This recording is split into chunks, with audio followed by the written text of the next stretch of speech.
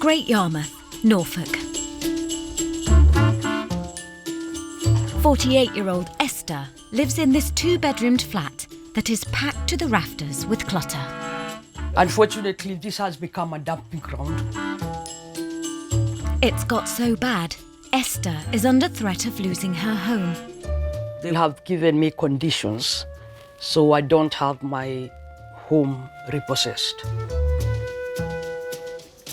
She's been given an ultimatum. Clear the hoard now or be evicted.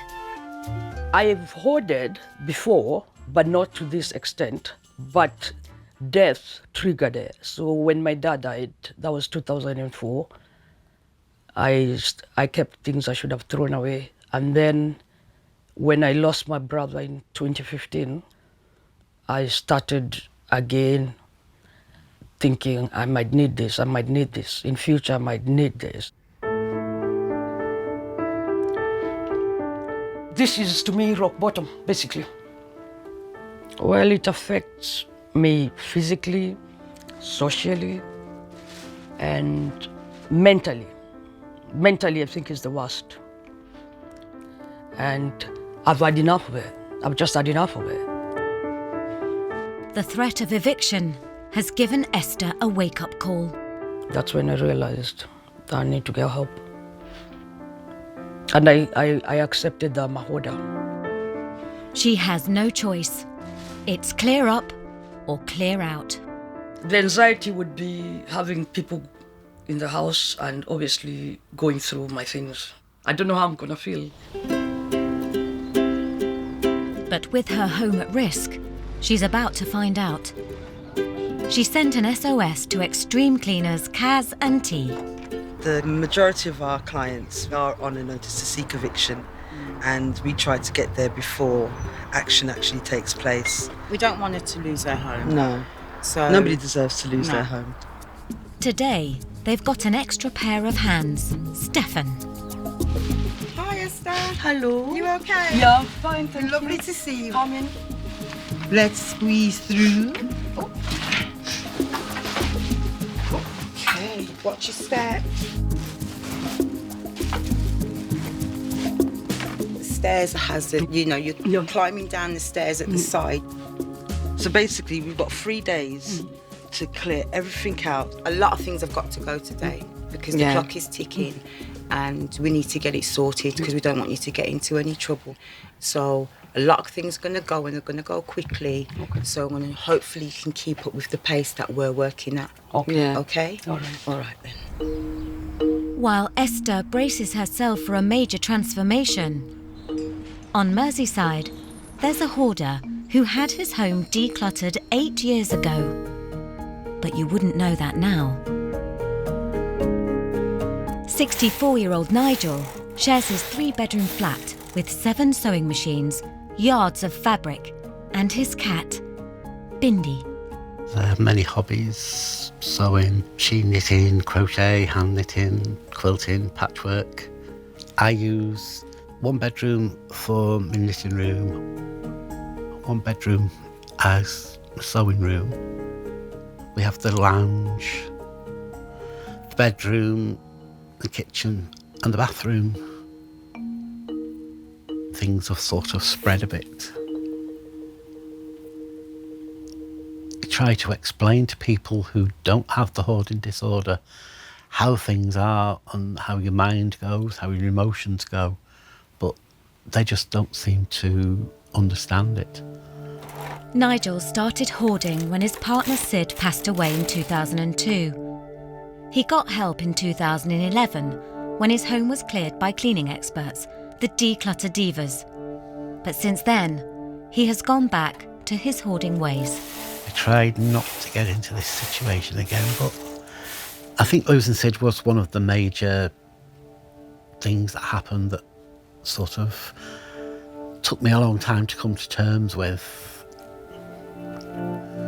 I think that would probably just tip me over the top. Many hoarders are reluctant to find help because they feel ashamed, humiliated, or guilty. It can be embarrassing, so there's nobody really been in the flat for a few few years now. But being one of over 1 million recognised hoarders in the UK does give Nigel some comfort.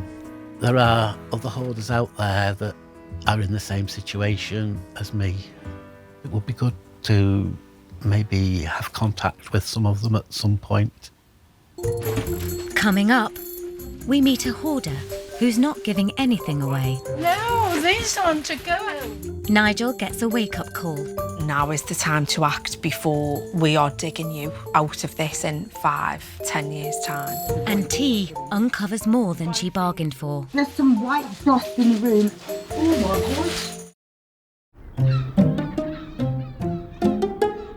In Great Yarmouth, Esther is suffering from pre-declutter nerves. It's not sentimental to them, but for me it's a catch-22. I think I have to let them make some decisions. But extreme cleaners Kaz and T have just 3 days to save Esther from eviction. Apparently, Esther's lost some keys in here somewhere, so I'm just trying to find them. So I've got to be careful how I pick the stuff up and how I throw it away, because I could be throwing away the keys and that's the last thing we want. And it's not just the flat that needs decluttering. Don't ride off anywhere, will ya? Yeah, try my best not to. You found them?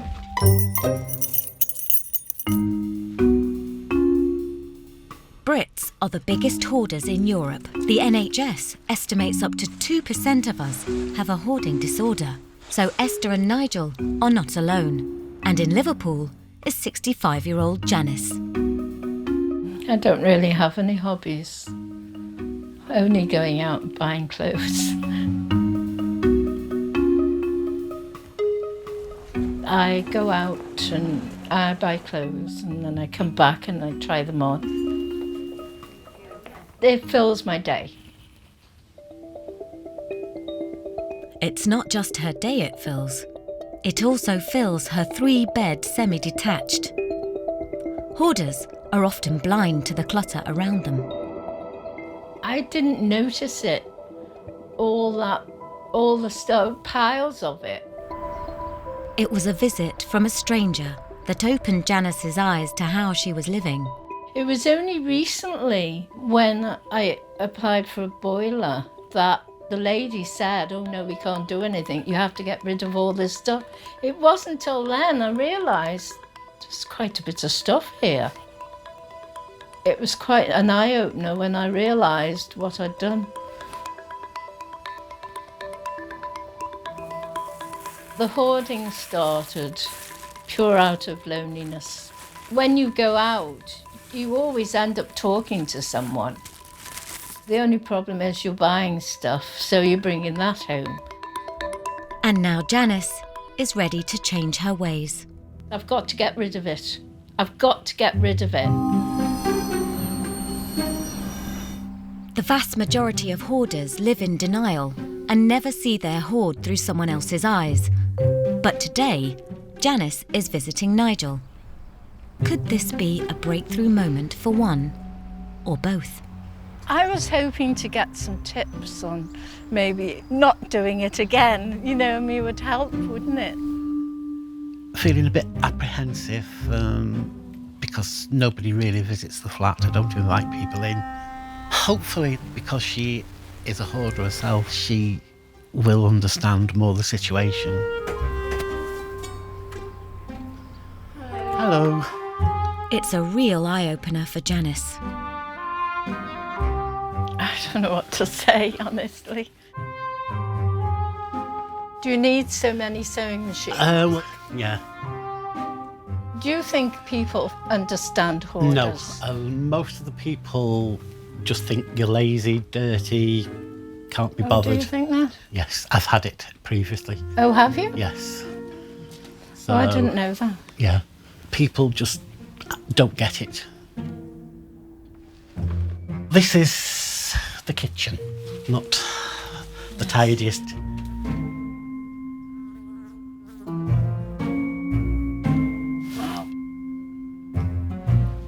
It frightens me a bit that if it hadn't have been for a broken boiler, I could have gone further, you know, and just...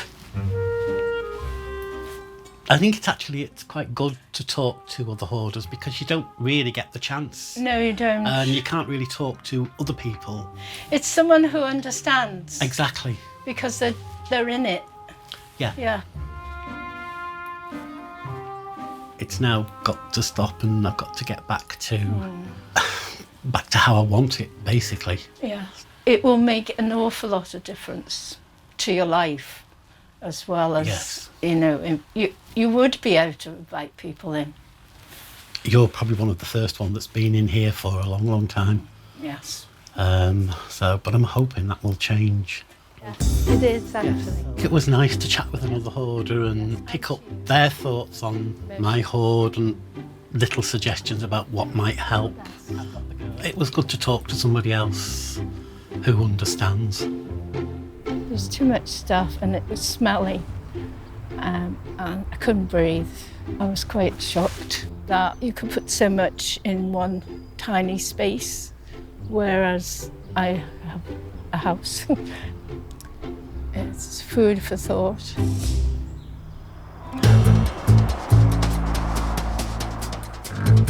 In Norfolk, Kaz and T are battling against time. Put the stuff in there. You go for it quickly, then I can get on with the clean, you see. Brilliant. That's it. Keep going, keep going. Esther is facing eviction if her hoard isn't cleared. Once the kitchen is done, you'll be able to cook again. I love Invite people over for dinner. Yes. You like hosting? Yeah, I do. I'm a social person. I like cooking for people. I like have people around. And I've been hiding for a very long time. What's the last time you've actually socialised properly in your home? I can't remember. It's embarrassing. I come from a culture where you're proud of where you live. I don't let people in. I don't want them to see me living like this. It's a very African thing to eat together. It means something, And doesn't it? yeah, because I mean, even with West Indians, we always say a family that eats together stays together. As a Kenyan, we tend to be very house proud. So you actually wear slippers to the house, you don't take shoes in. When I leave the house, I'm dressed nicely or whatever. So I have one side of me, which people see, then the other side, which I hide. Esther's been really brave because in the black community and within black culture, there's no such thing as hoarding. There is, but there isn't. And for her to make it known and seek help, that to me is the way forward. Your home reflects how you feel. Yeah. But what you've done is you've enclosed your world in your home. I know. It's protecting yourself, but it's also pushing away people. And I think because of the losses I've had, maybe I don't want people around because I don't want to lose anybody. Now I'm opening up. You've cocooned yourself with your Protection. Yeah, don't get me wrong, I know it's really difficult to let go. And as much as we laugh and joke, I know it's a very serious journey for you. And I'm really proud of you. Thank you. You know what I'm saying Yeah, to you? thank You know you so what I much. mean? Yeah. I'm really, really proud of you. Just as they're starting to make a breakthrough, What is that? T makes a discovery that could derail everything. There's some white particles, the white dust in the room, and oh my God. T's saying that there's a white dust and stuff like that, so she's got the mask and everything. Window can't open. The thing is, there is asbestos in the property, but it shouldn't be live. It shouldn't be, it's in the ceiling. So that's a concern now. If it is asbestos, No. Cream the on work it. will have to stop and Esther could lose her home. That's washing powder. No panic. It's just washing powder.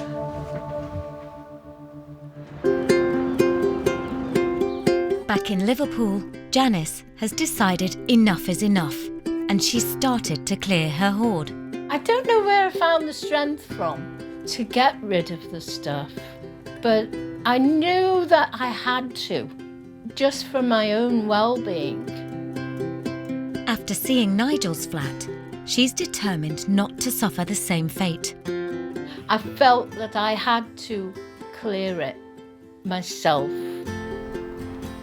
And now it's time for the return visit as Nigel heads into Liverpool. Hiya. Janice shows Nigel her clearing is still far from over. Come out here and I'll show you in here.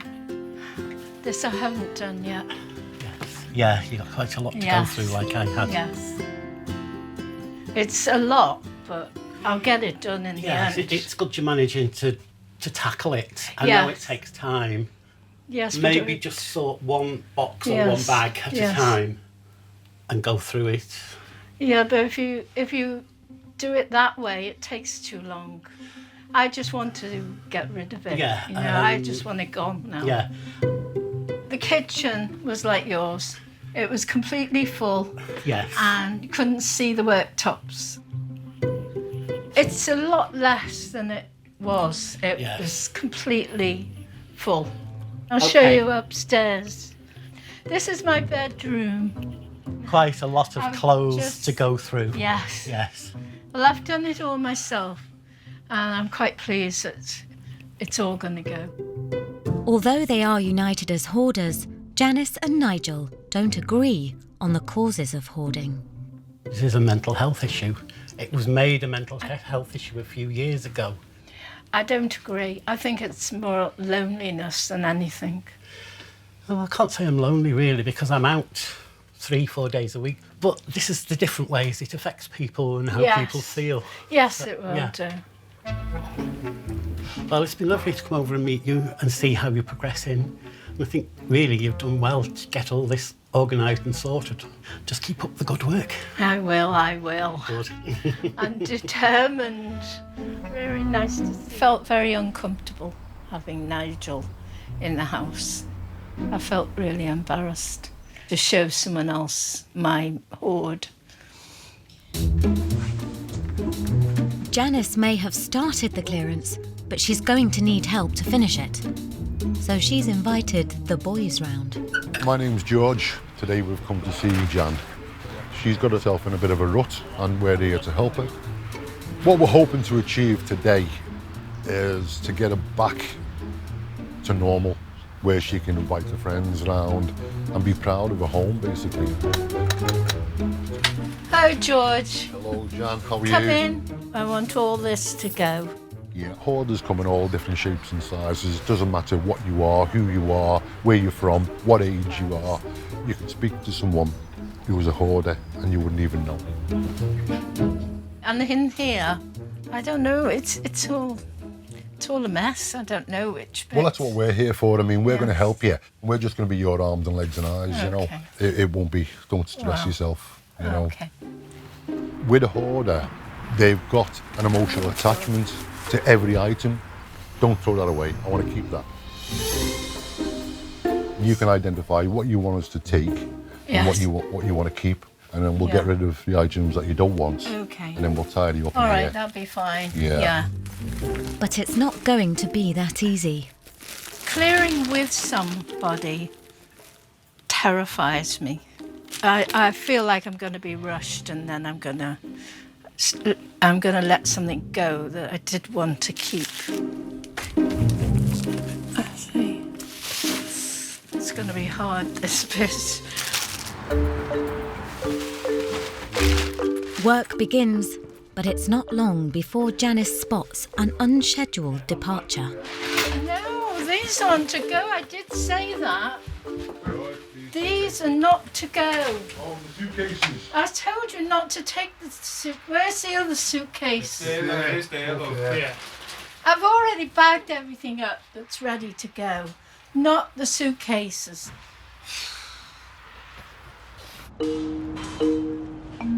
Just 6 miles away in Wallasey, Nigel has got previous as a hoarder. In 2011, his home was cleared, but since then, he's gone back to his hoarding ways.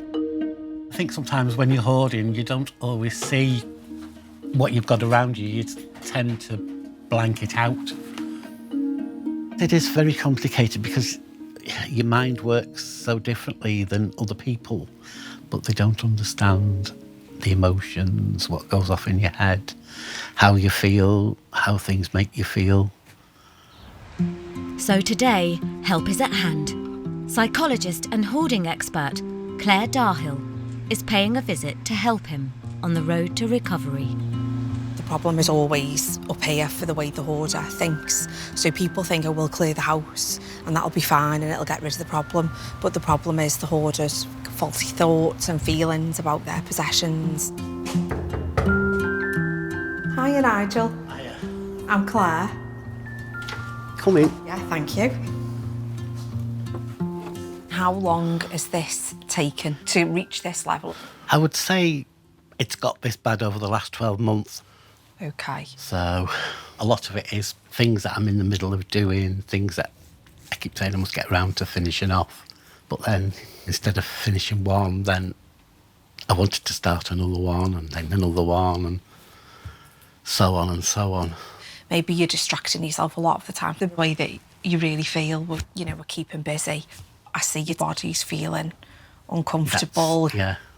Because we're coming to the root of something that makes you feel uncomfortable, that you don't want to talk about, you don't want to think about. So tell me about the bereavement. I lost my partner through cancer. It was quite quick in a way. There wasn't a lot of time to think really about what was happening.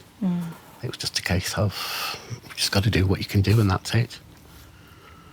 So that was quite traumatic. What would he think if he saw this? He would be horrified, really, because we were both very house proud.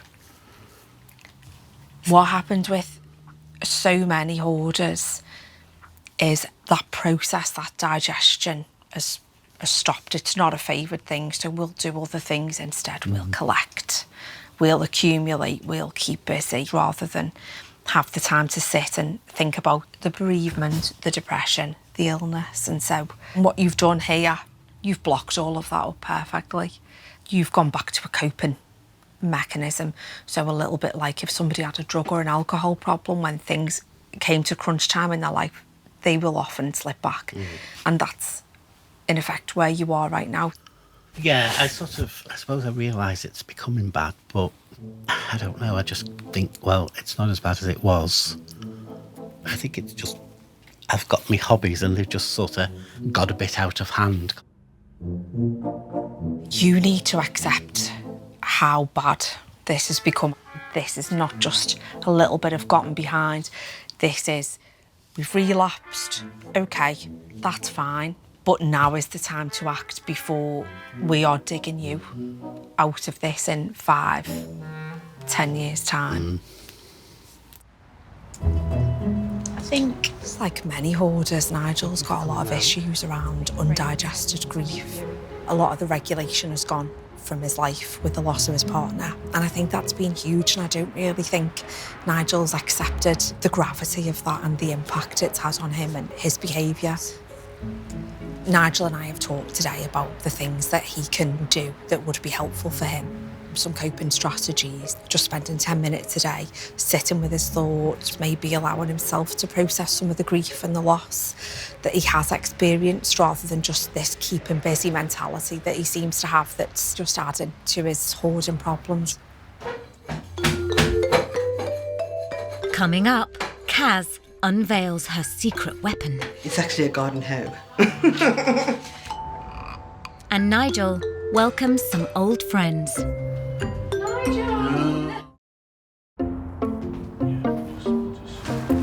In Liverpool, work is underway, but Janice is struggling to let go. So what are we doing in here? I want to keep everything. Do you? Yes. For many hoarders, their possessions are almost part of them. A lot of people who hoard do not want to engage. There's always something in the back of the mind which goes, no, I'll keep this, I'll keep that, I'll keep that. It's a stressful job for both them, the hoarder, the family of the hoarder, the neighbours of the hoarder, and the people who are clearing the hoard. What is the hardest part about it? I know I got to get rid of it, and I want to get rid of it. Yeah. But when I get to the Getting rid of it part, it falls to bits. Okay. I fall to pieces. How I think you should deal with it, right, is anything which is rubbish, which has got no use to you, no use to anyone, get rid of it. Okay, like this here, for instance. No, But I mean, I look, want to fix it. do you I really? can't buy it again. Do you really? What is it? It's a table. Yeah, but I mean, it's. Are you going to fix it? Yes. How are you going to? I couldn't fix that. Do you know what I mean? You can buy something similar. No, you can't. You can. I've not seen any. I've seen them. In that colour. Maybe not in that colour. I mean, do you really, really want it? Don't think about it. No, I don't want to. You don't. It's that little thing on your shoulder saying, Yeah. keep it, keep it, keep it. 1-0 George. I knew I had some of those. I can't make my mind up over that. I'll leave it here for now.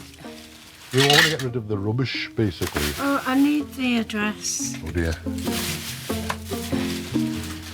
I've got my dirty washing in here as well. I've been looking for that everywhere. It's an error. Yeah, I've got loads of them. I had 2, Yeah. and because I couldn't get to them, I went out and bought another one. Yeah. If Janice is to conquer her hoarding, she's going to have to learn to let go. That's rubbish, that Jan. Nothing in there at all. Why am I keeping this? Why? That's what It's I mean. weird, You see, isn't it? you know, if you're thinking on the lines that you are, if you're identifying this in here and asking me why are you keeping that, that now is an achievement in itself. Yes. Because you can see what I can see, what everyone else can see. Yes. So congratulations. Thank you. No problem. You are now cured. Across the Mersey in Wallasey, and with a new sense of determination, Nigel has raised the alarm. And specialist cleaners, the decluttered divas, are back for a second time to help him with his hoarding ways. Sort of feeling quite excited about seeing the divas, but a bit apprehensive as well. I'm really interested to see how extreme it is. Obviously, because we're back, I feel that it's obviously going to be quite a lot to do. We will have a chat to Nigel and see where he is, see where it all went wrong, and see how we can go forward. I hope you're going to be firm today. Second time round now, you've got to play hardball with him. As you know, I'm the softer one out of the 2. No, you need to firm up.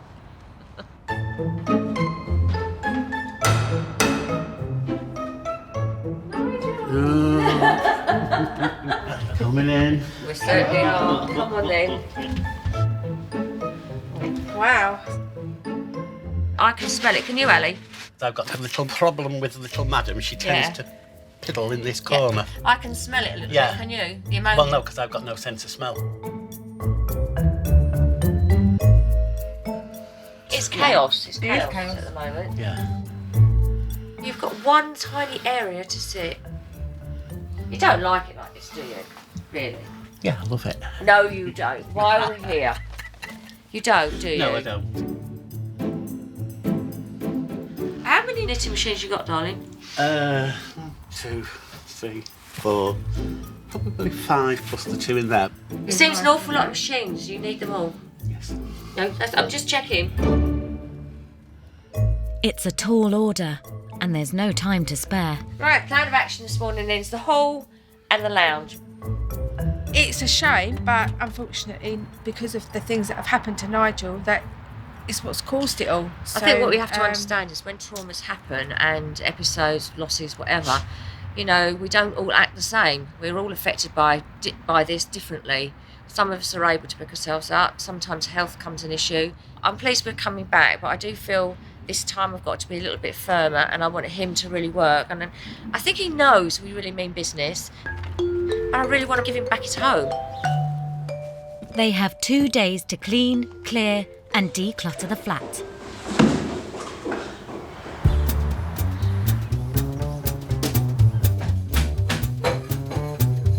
Esther's kitchen is cleared, and now it needs Kaz's secret weapon.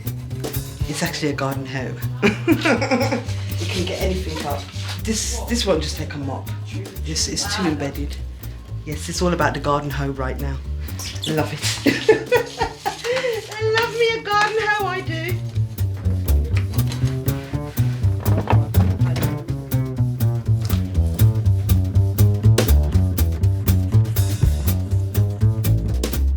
The pots and pans have been removed from the bath, but there's still leftovers to deal with. What's that? Rice. It was rice in there. That's probably what's blocking the plug hole. Meanwhile, in Wallasey, Nigel is preparing himself for the clearance. It's quite a good feeling knowing that I'm starting to get rid of the things that have been causing me problems. That's perfect. Come on, Nigel. So we're going to try and put these things into order. But you need to identify things that you know that can go, whether it's to charity, whether it's to your knitting ladies, whatever. But Right. So in here, in this box here, start to declutter those bits for me, just so I can see what's worth keeping. You're not listening to me now, are you? Yes, I am. You switched off. I know what I'm doing. Sometimes it can be a bit overfacing if you're trying to do too much at one time. So. Am I going too fast for you, Nigel? No, I'm all right now. You need to just sit down now. I need to sit down, yeah. Okay, got it? Yeah. There's no point in carrying on when someone's starting to feel jaded and overwhelmed, so that'll be the key, watching him. I can be very stubborn at times. If somebody pushes and pushes and pushes, I will just dig my heels in and they just won't get anywhere. I've got him there, You got it? Yeah. It's coming to the end of the first day. I think Nigel's worked really hard today. You have? Really? Considering how much stuff is in here and how long we've been engaged today, I think you've done well. Yeah. And you're still smiling. Still smiling up to now, yeah. He's been more focused, more committed than I expected. We've tried to concentrate on getting the rubbish out today, the things that he really doesn't need. He has got to lose a lot of stuff tomorrow.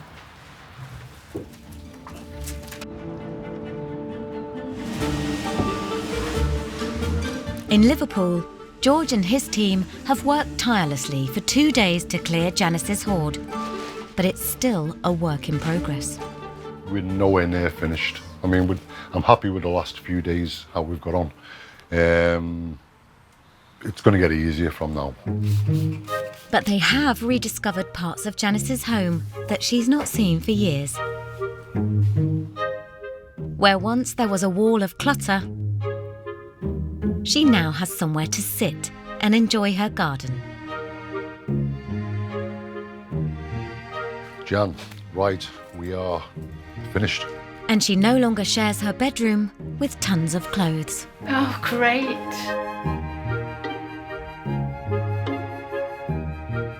What you want to try and do is not bring anything else in here. No. Try and keep it like this.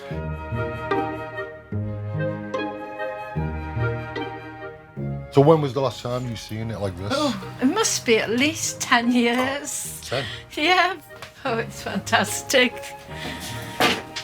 It certainly makes a difference. I'm never going to put anything else in here because it's just so pleasant and it's so nice. That's what I mean. This bit here Yeah, spurs me on to do that, yeah. to do all that. So this isn't goodbye, it's just au revoir. Until next time. Yes. Yeah. Yes, I'll speak to you soon. It means a lot to get the conservatory back. And now I can look out and see the garden and watch the birds. It just makes me feel better within myself. I don't feel as lonely now. In Wallasey, it's the last day of Nigel's clearance, and there's still lots for the divas to do. But there's something blocking their progress. Now we're going to start this room, which as you can see, it's a huge challenge. So Here goes. This is the one that you're going to go through. Here's your shredding bag Yeah. for anything that's confidential. So this is my homework while the girls start emptying the other room. When we're working in a confined space, it just makes everything so much more difficult. A lot of people have the hobbies. They spend their time collecting everything. And unfortunately, the one thing they really want to do, they can't get to do because the actual hoist stops them enjoying what they really need to enjoy. That's the shame of it. We've got a hell of a lot to get through. But before anything can be thrown away, Nigel has to give the go-ahead. Kate? Yeah.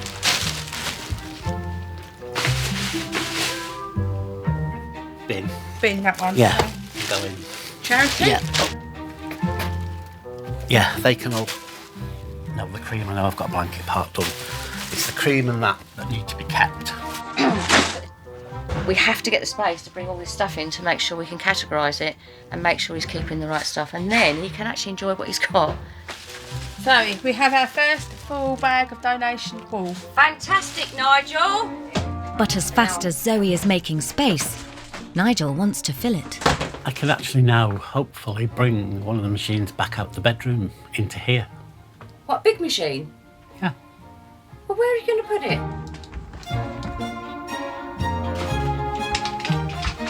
An hour to finish off what we're doing. Which is still quite a lot of stuff to get through. It's never fast work when you're working with people like Nigel, and you can only declutter so much because that's as much as you're going to get away with before they would get really distressed with you. Right, let's finish these last bits, Nigel. Right. We've got all of a little time left. Coming up, Esther reveals her tricks of the trade. There's a house at the corner there. They just left all this stuff at the back. So I took it.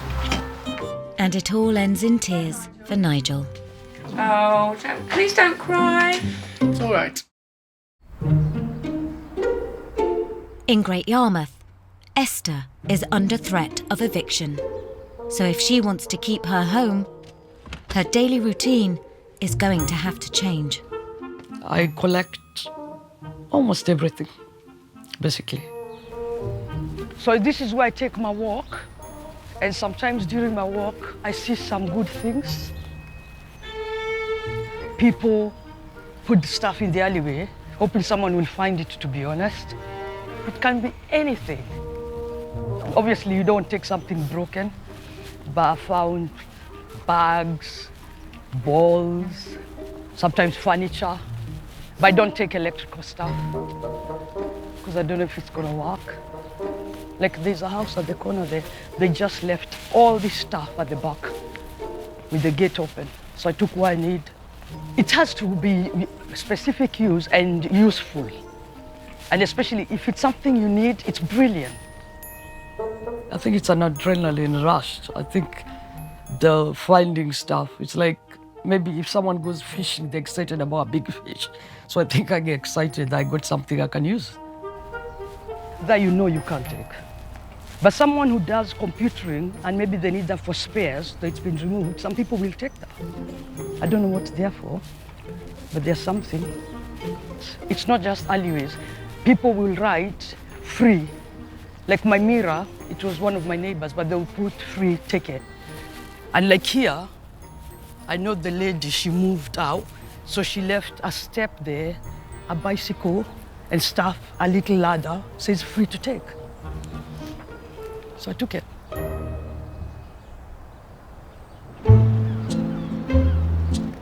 Over in Wallasey, the decluttered divas are making plans for Nigel. Some of these items in here he hasn't seen for many years.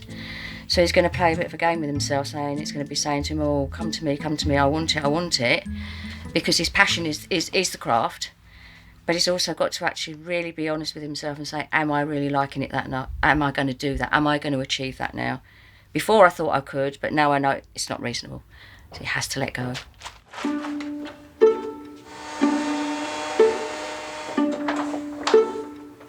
Zoe and Alison have finally finished cleaning and reorganising Nigel's flat. Well, Nigel, Well done, Nigel. I think you've worked really hard. Haven't you? Oh, please don't cry. It's all right. When there's somebody there, it gives you the motivation to do it. Whereas if you're on your own... That is it. It's a lot key. of people just need that helping hand. Yeah. Because it is difficult to do it on your own. Those tears now are tears of happiness, so Yeah. that's good for you. You take care, Nigel. See you bless later. you. Thanks. Come here, give us a hug. Oh, bless you. Take care, Nigel. Yeah. All the best. All right. Look after yourself. Yeah. Bye. I didn't actually expect him to have tears, but it was tears of joy. It is difficult for him, but I think this time he's actually got it. It looks great in here. The difference is amazing. Got all the space back. Having everything tidy, clean will make a big difference because it will make it a lot easier for me to get around the flat, to do the things I want to do, maybe have visitors back in. It is going to make a big difference. Yeah.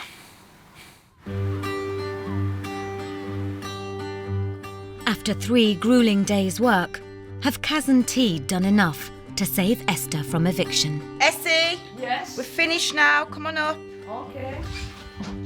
After you, my darling. Oh, What do you think? I think it's awesome. What looked like landfill is now somewhere to sleep.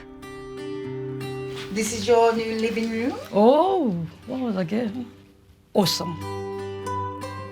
You know, I wasn't spending a lot of time in here. No. But now I'll be happy to spend time in here.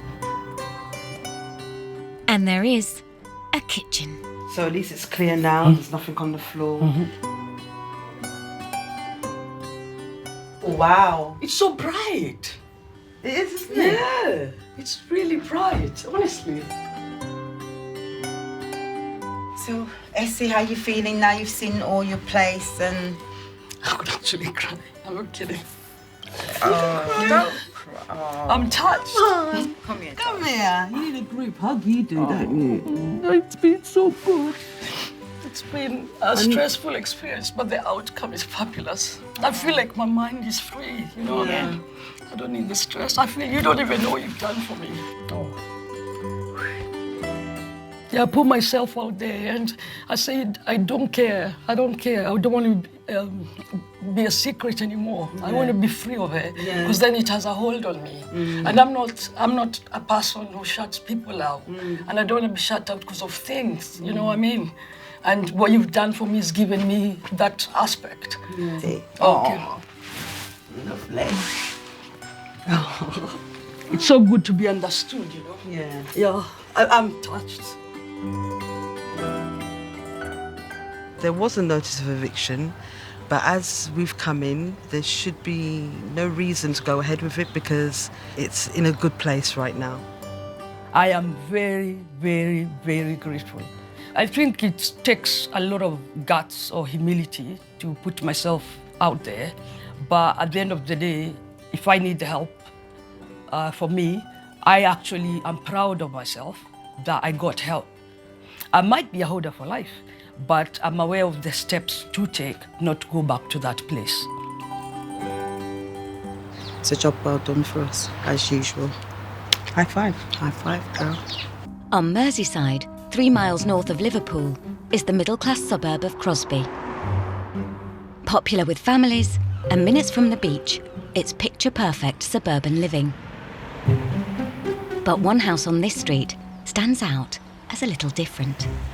It does look shocking. This house is home to Britain's biggest hoard. It's literally bursting at the seams. About 7 or 8 years ago, I realised I would never get it back to the way it originally was.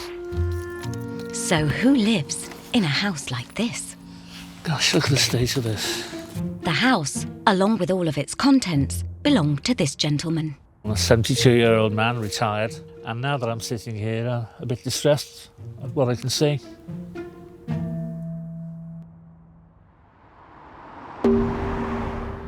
Facing retirement with a home you can barely get into, Paul wants to sell up and move on. This is the property I'm thinking of selling. Helen is the estate agent who's got the job. I understand we are coming to view a hoarder's property, which does have its own sensitivity. Would it be possible for us to go through and have a look?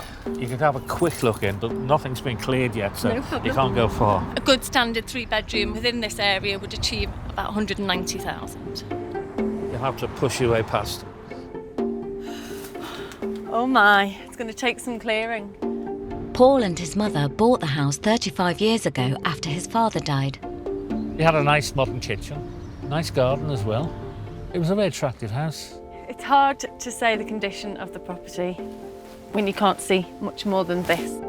They bought the house for £23,000. We were quite happy in it. Had a dog and then we got a cat.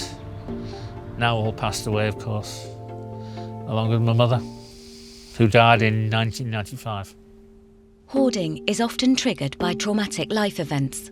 It's just a shame that it gets to this stage, isn't it? This should have been dealt with a long time ago. 4 or 5 years after my mother died, I think then I started collecting. And I think at the back of my mind is, that'll look nice in the house and it'll be a bit like what my mother had, you know, and then it overwhelmed me, you know, too much of everything. For the last 25 years, Paul's hoard has grown. The books are the first thing that started to pile up. I really have got a couple of thousand books now. On a positive, I can't smell any damp. It would be good to come back when it's cleared. For the last 4 years, both the kitchen and bathroom have been completely inaccessible. Used to eat outside, of course. You know, I used to go to cafes and things like that. And I used to go and have a shower in places in town. All in the day of life of an estate agent, eh? I suppose I'm reassessing my life, or the little bit I've got left of it. You suddenly become aware that you are mortal. You think you live forever, don't you? But will this hoard-filled house be a ticket to a happy retirement? I'll be honest, it's very difficult to see the condition structurally. I'm going on the assumption that it's in good structural condition. I would imagine you to get around about the 145 mark. Right, okay. This has not been a good way of maintaining the property and the value of it. It's just devalued immensely over the years. It's good luck with the clearance. Yes, Can't wait to see it empty. I can't leave it. It's got to be dealt with.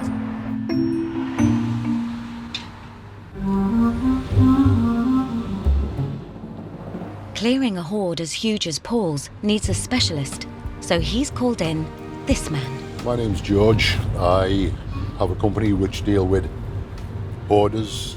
We do extreme cleaning. We never cease to be amazed at what we see, what we find, from blocked toilets to leftover body parts. For George, clearing a hoarder's home is just another day in the office. I got a call from a chap. He got himself in a bit of a rut.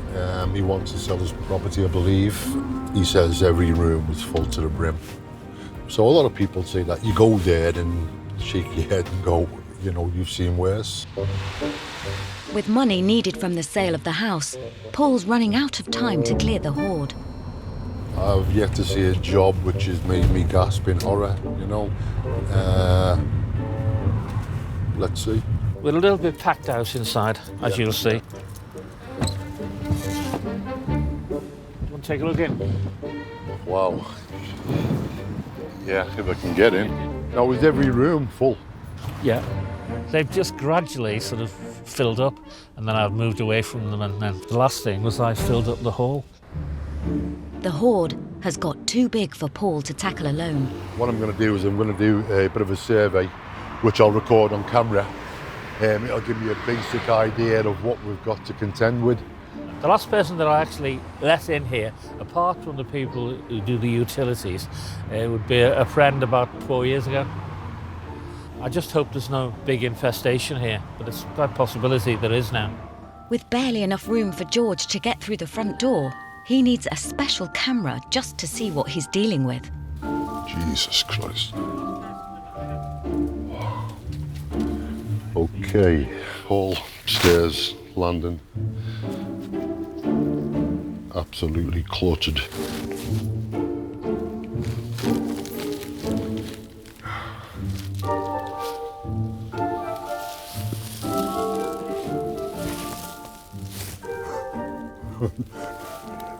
I'm assuming this is the bathroom.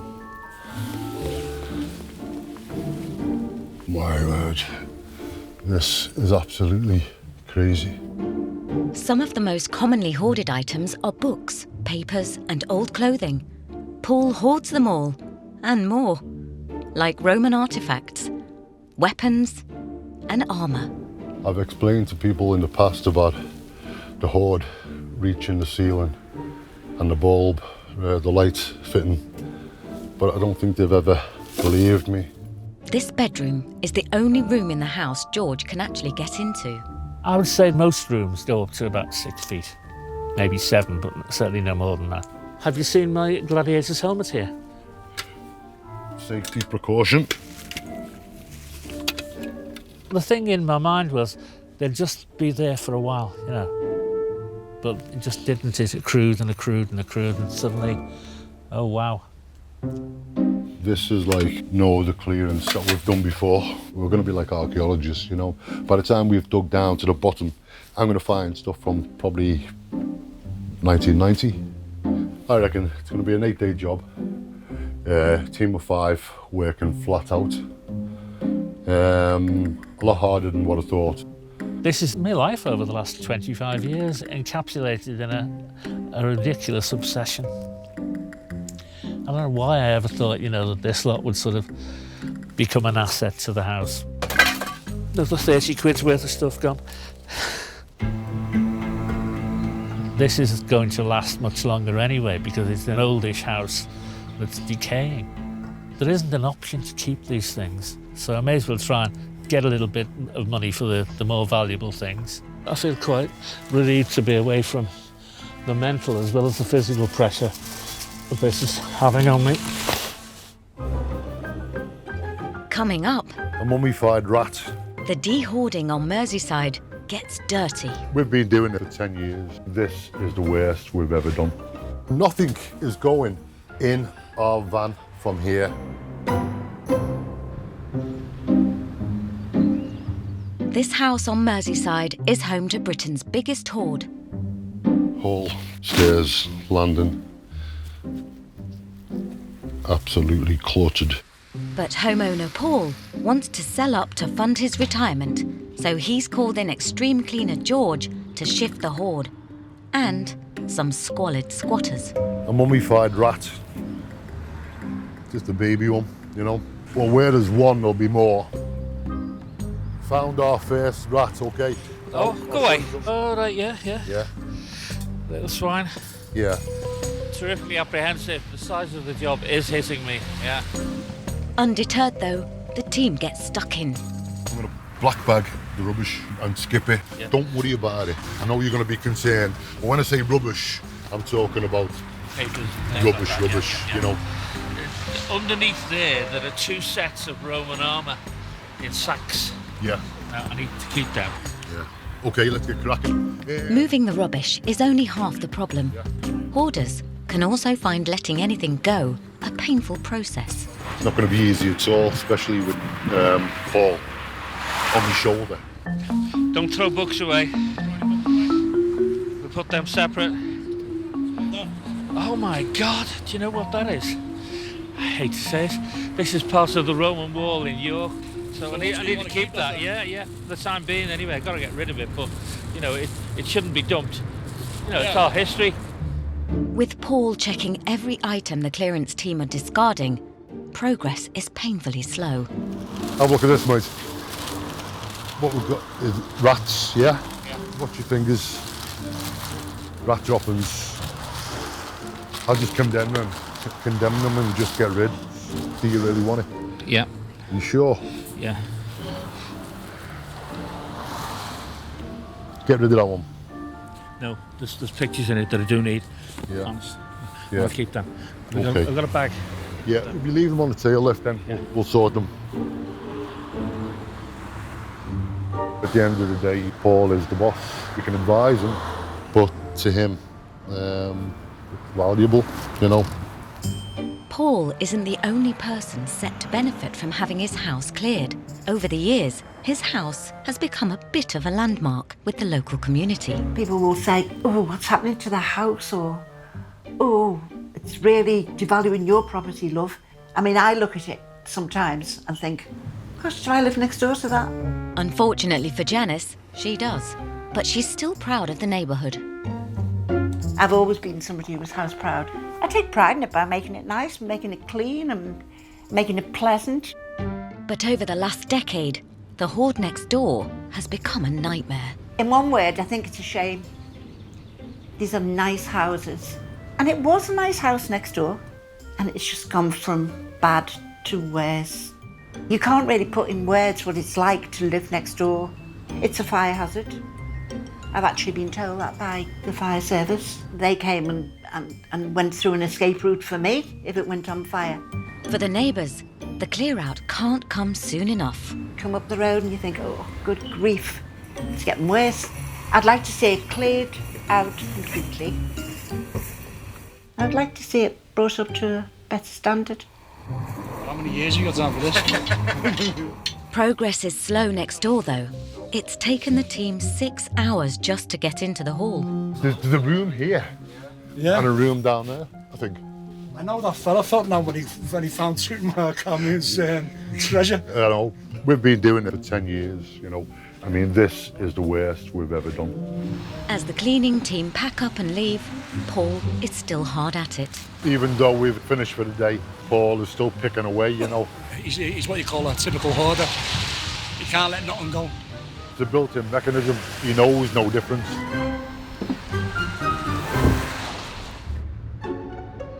I've actually seen this, but I've kept it for you.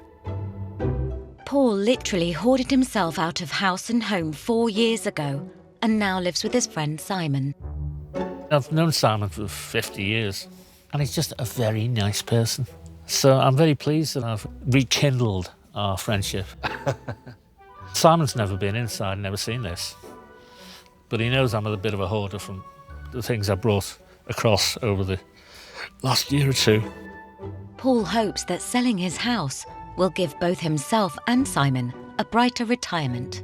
When it's clear, I hope to sell this off, move in full-time with Simon, and go on a few holidays. I mean, I haven't been on a holiday for years.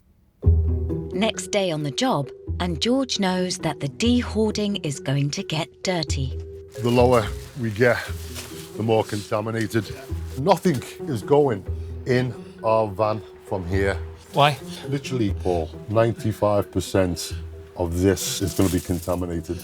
Right, now there's just one thing I want on your right-hand side. If you can get a bag and just throw those shirts in, I'll take them. With a contaminated, rat-infested hoard to tackle, it's time for George and the team to suit up. We're not going to take no prisoners. It's a white suit job. Personal protection is most important. Like, the kitchen is going to be the worst because what we've got in there is rodent infestation, which can give myself or anyone else who goes there some really bad diseases. I don't think Paul is aware of the situation, but I think this might scare him a little bit. Right, let's go and do it. It's obvious George is dealing with a biohazard in the kitchen.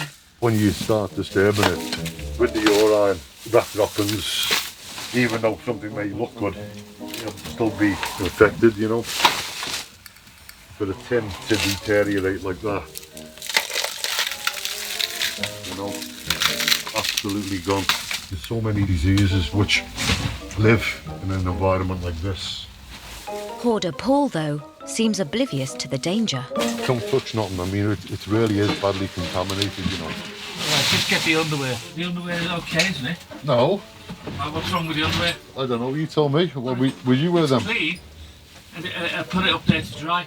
It was 12 years ago when you put it up. Yeah, okay, leave it. Dump it. Yeah, dump it. Yeah. It's not just underpants he's trying to save. He's taking armfuls of contaminated items and filling his car. But even Paul doesn't want the contents of the fridge. When you get to like the pork and chicken, the smell is going to be a bit like human remains. With the biohazard under attack in the kitchen, Paul's friend Simon has come to check on progress. The occasion's never arisen for me to actually go in the house. I've been in quite a few houses that have belonged to senior citizens, and I imagine it would be something similar. It's really deteriorated far more than I thought it had, really. He did say that it was difficult to get in and out of rooms, and you have to climb over things. Definitely that's the case, isn't it? Seeing the house, Simon feels help is needed beyond just clearing the hoard. Obviously, Paul's got quite an obsession with keeping things, and that it's a very severe problem. I think at one level, he is aware of the need to get some help about it. It's like a kind of warning, isn't it, to see when it's got to this stage. It sort of makes you think, God, I can't let my house get the same way. He's been taking stuff Yes. in his car. Now, is that going back to your place? He told me that he's got like a A store. storage unit, which he has, yeah. You've got to watch him, you know, because I'm hoping this is the only meeting we're going to have, you know? Yeah, sure. Okay. All right. With the warning signs clear, Simon checks what Paul is loading into his car. There's quite a lot of stuff here, isn't there? Yes, yes. So are these going in the store? No, some of them are going in the house, pictures and that, but the rest are going in the store. Because we've already got an awful lot of pictures. Well, yeah, but there are one or two pictures that I don't want to lose, you know. As long as Okay. nothing's come from the kitchen, then... Hardly anything from the kitchen then. Right. The bottles of whiskey have, but I'm washing them before we're going to use Oh, them, you know. okay. Okay. It's definitely got to the stage where, you know, you need a lot of help sorting it out, you know. Yeah. As the hoard clearance continues, treasures are found in the trash. Do I see £50 notes there? George has spotted something else that could help fund Paul's retirement. French. You got it. L'Olivier Français. This is the main valuable in the whole house, really, yeah, that I purchased about 35 years ago when I sold a car. It's one treasure after another for Paul today. Right, there's a box here which could have all sorts in it. Probably something to do with the Romans. Ta-da! Oh no! Oh no! I'm not interested in him, but the box is worth having. In order to clear the house, George is putting the high-value items Paul wants to keep into storage. The plan is to sell it all off, including his treasured Roman reenactment equipment. Paul's unique because there is a lot of stuff which is expensive. There's several £1,000s worth of items here. But I think what he shouldn't do is concentrate on the small, insignificant items, you know. He's got to get his priorities right. We need more boxes. We definitely need more boxes. Unfortunately, just clearing a hoard doesn't cure the hoarder. Up to 80% can relapse within months. Although I appear calm on the surface, I am feeling quite anxious. I do tend to get things without realising, you know, where they're going to go or what I'm going to do with them. Because the last 25 years I've been living on my own, there's no one there to tell me off. To help Paul understand why he hoards, he's come to visit a specialist psychologist. Hello. Hiya. I'm Paul. Hi, Paul. Claire, are you? Yes, come in. Pleased to meet you. What triggered this for you? I think really when my mother died, I get things like ornaments and things like that. Maybe I was trying to recreate the happy home, you know. Are you an only child or...? I had a brother that died very young. Okay. Was your childhood slightly in the shadow of this then? Well, I suppose I could have been, yeah. I think I felt lonely, and that's why I always said to my mum, when she said, "What do you want for Christmas?" I'd say, "A baby brother." And my mother told me this, and she was quite proud of it. She said, "You cried and cried," and I went over and I, you know, cuddled you.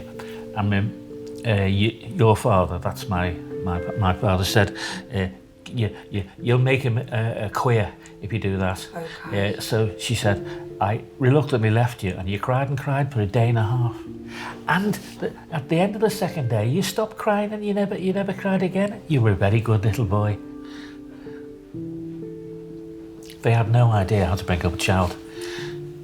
And how does that feel to know that she left you there? Well, it explained why I emotionally found it impossible to love anyone. And I buy things for people quite a lot. Yeah. I think so-and-so would like that, you know. It's my way of showing that, you know, I like you here. Yeah. What happens with a lot of hoarders is that, and they often have a similar experience to you, that really affection and feelings have been mediated through items rather than real, tangible love. I see something and I'll say, oh, that's nice, you know. Oh, we should have that. Who's we? Oh, I suppose that's my mother, is it? Because that's your showing of love, so you're still buying things to some degree in your head for you and Mum. In a way, it's kind of like you're filling up the space that she's left in your life with, with things, with all of these things. Yeah.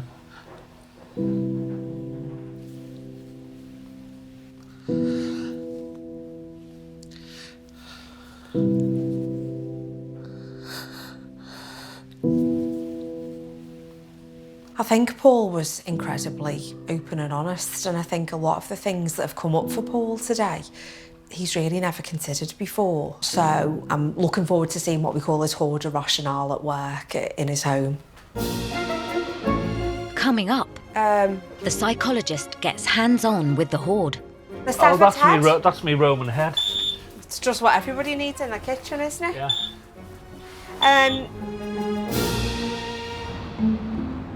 After hoarding for over a quarter of a century, 72-year-old Paul has decided to reboot his life for his retirement. Gosh, look at the state of this. With plans to sell his home when it's cleared, he's brought psychologist Claire to see the scale of his problem. This was up to here, like up there. Okay. Right. And was it blocking your kitchen? Yeah, I haven't been in the kitchen for quite a while. How many years? I would say about a year before Sam, so 4 years. Yeah. Okay, and what were you living? How were you cooking? Oh, I was eating out. Yeah. And I used to go to Waterstones to have a wash. Let's just walk through a little bit to the kitchen. You'd wonder how can they manage to live like this. It's just so functioning parent. It takes so much effort to live like this as well. What would Mum think about this? Oh, she'd be absolutely livid. She would. Livid. Yeah. With the full extent of the hoard revealed, it's clear Paul has a massive task ahead. What we're asking from Paul is huge. We're asking him to change a habit he's had since 1995 or before. And it is like any addiction, and it takes time to break the thought process as well of saving the goods, straight to the goods. What can I save? You'll never be fully recovered from this. It will always be something you will have an urge to do. You seem quite, I would maybe go as far as to say a little bit frantic right now. Yeah, because they're throwing away things, you know, that I don't want to be thrown away everywhere. Are you not at the point yet where you can just release these items? Where you can Not you've got everything, so because much, you there can is just still- let it go. There are still things I want. I will then go through them again when they're in the lockup. Do you intend to keep the lockup or move things to Simon's? Oh no, I'm not going to move a load to Simon's. I'm going to, minimum move to Simon's, and the rest I'll sell or dump. A lot of my auditors come to the last minute and they just can't part with it. And they do genuinely have someone to clear. But then at the end of the day, it's like giving a part of themselves away. He's a little bit lost to us at the moment, really. A whole nother level of his brain has kicked in. Has he escaped me? With more of the hoard now cleared, estate agent Helen is back to re-evaluate the property. There was a toilet set here, and that's obviously what's caused the whole thing to collapse a little bit. Oh dear, Yeah. That's quite severe structural work on that. Yeah. I can see a little bit more this time. It's apparent that the hoard that's been in this property has been detrimental to it. It's caused damage through its sheer weight. The ventilation's not being permitted. The floor's dropped about 8 inches. It's potential that the gable wall could have gone. With structural damage now clear, the real cost of Paul's hoard is even clearer. Obviously with the 140, that was going from being structurally sound, 145. So that was taking into consideration windows, new bathroom, new kitchen. Yeah. So you're probably looking at a cash buyer. I would imagine them paying around about the 110. top 10, right? Yeah. It's not nice for anybody to think that your actions have actually caused a devaluation in your property. But he has a valuable asset in a great area that he can now sell once he's done these works and got it cleared. It'll be a great weight going off my shoulders, my mind, when this goes, yeah. Paul's house may be clearing, but friend Simon is worried that his hoarding may still need more work. I think a lot of people look as though they're coping, and really they're experiencing some sort of meltdown inside.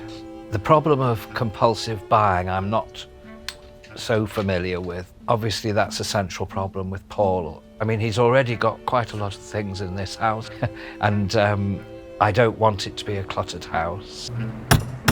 To get some support, Simon has called in Claire for a one-to-one himself. When you finally saw the mass of what was in Paul's house, were you frightened by that? You could see an awful lot of clutter. It is frightening because of the risks that there are for fire and or that something could fall down on Paul. Is he still engaged in this behaviour? Do you see this a lot? He's still going out, he's still acquiring? Yeah, I mean, a lot of the things that are here in this room are Paul's, what he's brought in. He's brought in these 2 lamps as well. But are you happy with the way the house is at the moment? Not as it is at the moment. I don't want to live even in a house as cluttered as this one is, never mind as cluttered as his has become. I'm worried for you. I'm worried for Paul. When we talk about how a home becomes a hoard, it's a 3-step process. So there's clutter, clots and clogs. So clogs is when a home is fully hoarded, 10 years plus, and it's all joined together. But I'm worried because I'm now seeing some clots. That's a downward. Right, okay. Ride from there. And the more Claire looks, the worse it gets. So all of this stuff under here, is this Paul's? Yes, it is. Paul brought the table and he says it's from his house because he said that was one thing he didn't want to part with. Okay. If it turned out that this had just been a pickup from I think an antique shop or something, then I'd feel quite hurt about that, really. As Claire is shown around, it's clear that Paul's hoard has spread. So here's already stuff going up the stairs, and there's... Even in the bathroom, which I'd renovated, you know, I'd put a new bathroom. God, yeah. Well, it's impossible for me to clean in here, you see. But I'm guessing this is Paul's? Most of it, yeah, or they're pictures which Paul's replaced. This is the room he uses as a bedroom. Okay. Oh, Simon, for you, this is such bad news, isn't it, really? I'm concerned about this. This used to be his bedroom, actually. Okay. I can't wait to see. This is the room that he's more or less exiled himself from. Let's have a little look. This is much worse than the other room. Wow. Yes. This is not a positive sign. It's worse sign, than is the it? other room, isn't it? Yeah. Simon, how does it feel for you now? You I just... worried or? Yes. Oh, yes, definitely. There's this thing called scatter hoarding. Yes. And it's basically a bit like squirrels that take nuts and hide them places. And sometimes scatter hoarders will take their hoarding, either secrete them or openly bring things in. And this is so much worse than I expected it to be. Hi, home. With huge concerns that Paul may just transfer his hoarding to Simon's house, the issue has to be addressed immediately. So we've got a bit of a confession to make, Paul. We've had a little look at your bedroom. I've been bringing stuff across, that I don't want to get rid of, which I will. But I've promised to Simon that when we get this over, I will start then sorting through both of the rooms and reducing it considerably. I'm worried that it's come here in the first place. You need to grab this before Simon can't move around his own house. I wish you hadn't taken him upstairs. Well, the psychologist is here to do her job, and we've got to let her do it properly. What is it you're most annoyed at that I've been upstairs? Is it embarrassing that you feel caught? Yeah. Shameful and embarrassed, but all of those things, yeah. I'm shocked at the level that it's gotten to here. No more stuff. Finito. I'll have to bring some stuff in that I brought with me. There's a heater air conditioner thing. No, we don't need an air conditioner down here. Yeah, but we haven't got the room for it. With Simon taking a stand, Claire wants to reduce the clutter that's already in the house, starting with furniture in the hall. You can pull the door open now. We're up and over. The top hinge has gone, you know. Yeah. Yes. That's fine. I've got a new door to replace this. Oh no, I don't want a new door. You don't want a new door? Well, there's one brand new. I want this door. fixed, that's all. I don't want a Simon, new do you want door. a new door? No. No, Simon Okay. doesn't want a new door. I'm quite happy with this one. I like the glass in it, actually. I've given them 2 really important rules. Nothing else is to come in the house. Simon is not to allow anything else to pass the door. And the second thing is that Simon only needs to tell Paul twice why he doesn't want something. Remember the rule of 2. Right, okay. Okay. All the best. Over the following days, George and his team hit the hoard hard. You must have gone to the Toys R Us when it shut down and bought all of it. Finally, there is just one room left to empty. Paul's mother's bedroom. It looked a bit like Paul's walk-in wardrobe. Over the last 25 years, Paul has bought a huge amount of clothes. I would say in this property, £50,000. £50,000 worth of rags. I just can't get over it. What a sheer waste of money, you know. But amongst the clutter, George has found some photos of Paul with his mother. God, she looks different than I remember. These are the things that you should be really hunting yeah, for. yeah. They would mean more to me than any of the stuff that we're finding. You show us a lot of emotion if you find some kind of artifact which you've had for a while. That's the thing that sort of gets me going. I didn't have a too good a relationship with my father. I had an on-off relationship with my mother. What I think, perhaps I am how I feel, revealing, you know, that I wasn't that- quite as close to my mum as I thought I was. Yeah, but not only that, it's you put priority to the things around you as opposed to the things that you are part of. Nice. You know? Yeah.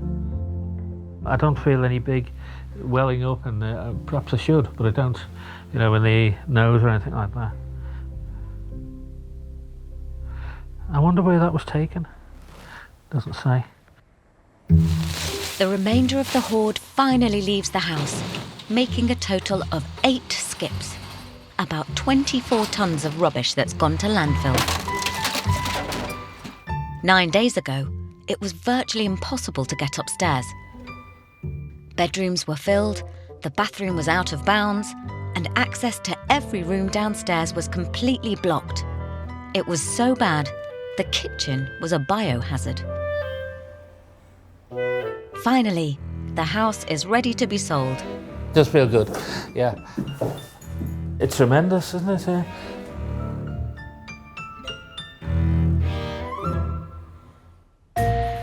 Paul's house may be empty, but he's got a storage unit full of stuff to sell to help fund his retirement. We're supposed to having an antiques expert coming today to evaluate whether I've got anything that's worthwhile or whether it's all tat.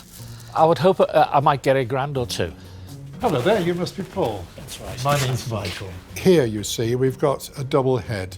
You're not going to get rich. I would have guessed somewhere in the order of about 30 to 50 for something like this. But it's a nice piece. With the amount of items Paul's collected, the values soon add up. How long have you had this piece and what do you know about about it? 5 years. You're probably looking at 100 to 200 in the right sale, possibly a little bit more in a specialist. And the dealer soon spots Paul's clock. Clock is a little unusual. You would expect that the dial would be white enamel. It was made mid-19th century, in other words, Victorian. Yeah. But it's a nice set. So what do you think it might be worth? Well, I paid about £2,500 for it 45 years ago. Did you? Yeah. Right. Well, I'm afraid you're going to be disappointed. It's still only 2.5. No. You're going to be more disappointed than that. Clocks have come down in value over the last few years. This is worth around about £300 to £500. Wow, so it you has have half come down, hasn't it? It has come down. Certainly some of the items that Paul has got are interesting and there is some value. He's clearly paid far too much for, the clock. Hoarding has cost Paul a fortune, But with the items valued today at potentially £1,500, it could all help towards funding his retirement. We will get best price, but whether the best price is what Paul is looking for is debatable. Nice to see you again. And Paul's called in some old friends to look at his precious Roman artefacts. It's a bit of a cave, this, isn't it? It is. Paul has amassed a huge arsenal of weaponry, amongst other things. I have no idea what this is. Oh, said it. No, it's a pedal bin. I thought it was a helmet for a very large giant. So there's some things which will be useful to us in what we do in our business. There's some stuff that we might know other people who would be interested in it. So we can probably find somebody that fits and get them to give you some money for that. I'm half sad and I'm half happy because they're going to a good home. Paul will make really good use of them. Getting rid of the hoard isn't Paul's only challenge. You see now, this is where it all goes wrong. He faces temptation every day. Are they dominoes? No, it's a game that you have to make a snake. Oh, right, yeah. See they go. Oh, yeah, and they vary a lot like dice do, yeah? Yeah. You can have it for £1 if you want it.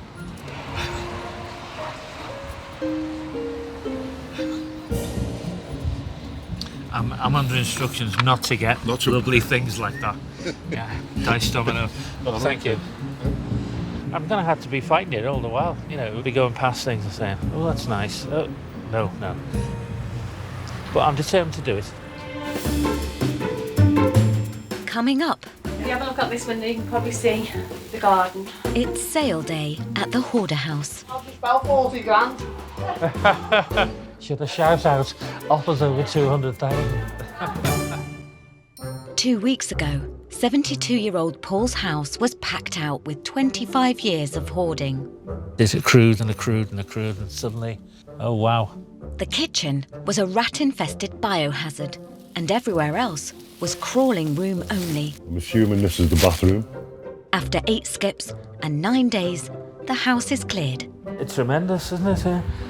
And today, it's sale day in Crosby. Today we're getting people to come up and look at the house. There's a view to buying it. It's the biggest thing on my mind, of course, isn't it? You know, getting rid of the house. Because the property needs work, estate agent Helen has targeted cash buyers and builders to submit sealed bids. Welcome to my abode. Nice to meet you. I'm hopeful there's something in here that will make Paul happy. However, they are cash buyers who will want profit in it. I think it'll be a realistic price, whatever's put forward. With the house filling with prospective buyers, both Paul and Helen are giving the hard sell.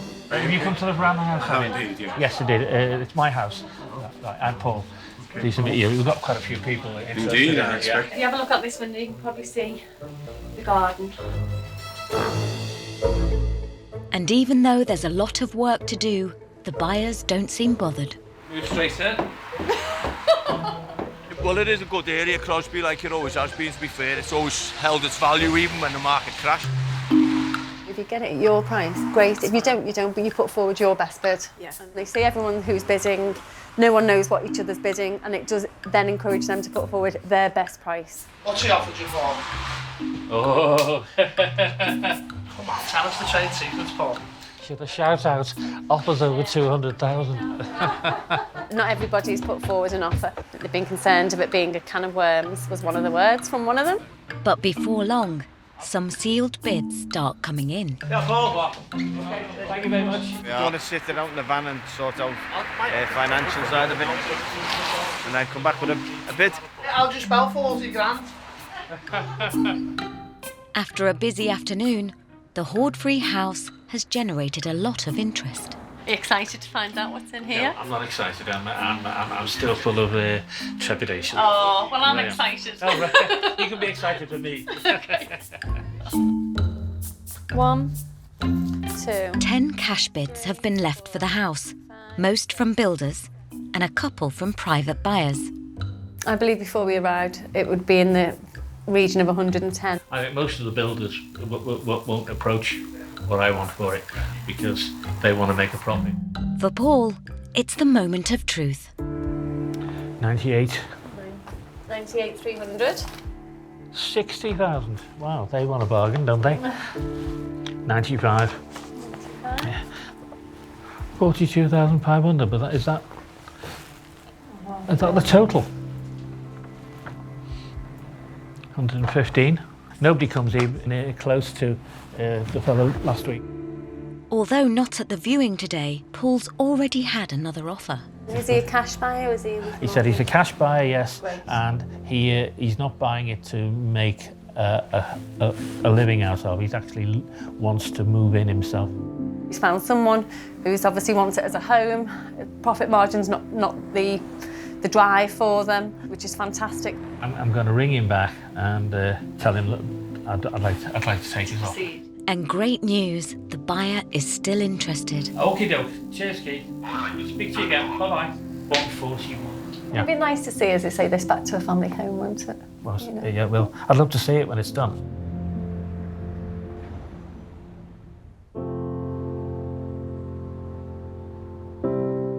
Paul has found a new owner for the house he bought 35 years ago with his mum.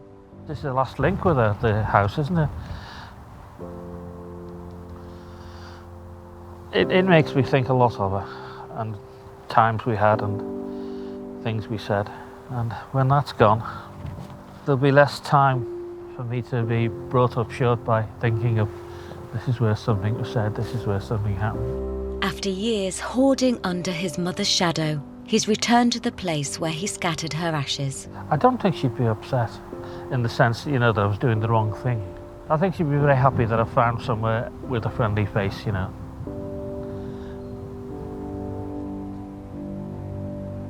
The final goodbye.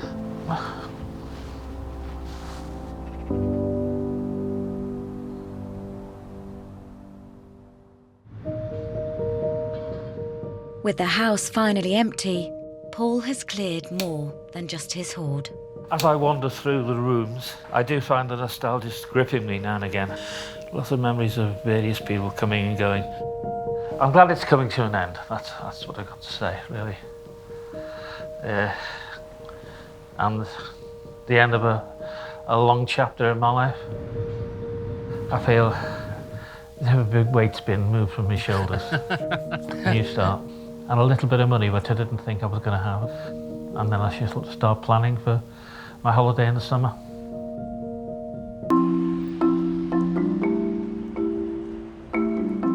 "47-year-old Sally Ann lives in an 18-storey council-owned block. I feel very, very relaxed in this flat. I knew it was mine the minute I walked through the front door. Great views. I just feel comfy in the place. She's been here for the past 17 years and shares it with her pet cat, Custard, and a few other things. We're in the hallway at the moment, and as you can see, it's got a bit quite cluttered. Everything in here is, as you can see, shopping. I've got cakes, I've got biscuits. These are for visitors. More cakes. When I have people come round, I always like to give them a biscuit or a cake when we have a cup of coffee and we're having a chat. Air fresheners, I love my air fresheners. I just love the smell of the orange air freshener. With just Custard the cat sharing Sally's 2-bed flat, there's plenty of storage space. There's actually 2 bedrooms, which are down there. The reason why I can't get down to the back there to sort out any of my other hoarding is because obviously you can see there's a fridge freezer parked in the way. Got a living room, and to the left there's a kitchen. Up here, straight ahead as you can see, is the toilet, and then round the corner here is my bathroom. Because I'm not in the bedroom at the moment, my bed's still in here. I didn't realise I even had this many of these cakes, to be honest. My bed's a bit untidy at the moment, but because I can't get into the kitchen, I've done food in here, like sandwiches, which I'm a big fan of anyway. And they're still sitting here. Beetroot. It was smoky bacon, crisps and beetroot. And then what I did notice, which I forgot to put there, if you look, a loaf of bread. This has actually gone mouldy. I don't understand why that happens, to be honest. So I don't think it's that I can't throw stuff away. It's I can't be bothered to.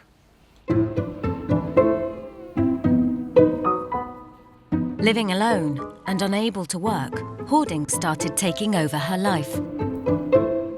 I think it's when I first moved in on my own, you know. I mean, my place used to get untidy anyway, like everybody's does. And then all of a sudden I thought I need to put the bin out, and then I looked and was thinking, oh my gosh, look what's happened.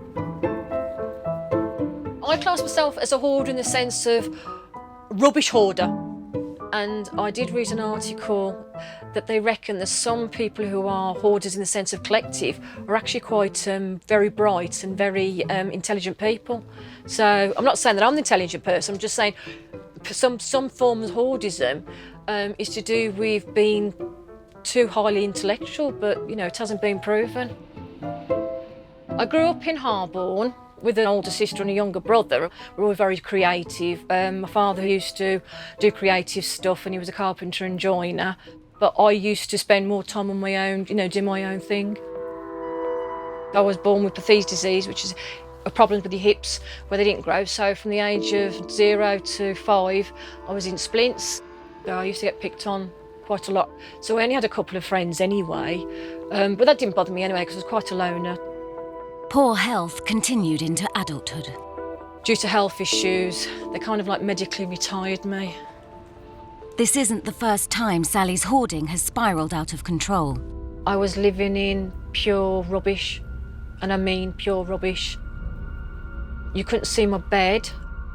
From the floor to almost the ceiling was piles and piles of black bags dissolving with cat food in it. It had rotting food and cat litter, waste and faeces and all sorts, and I was actually living in all that. And on top of that, we also had carpet bugs, so they were crawling all over me in the bed.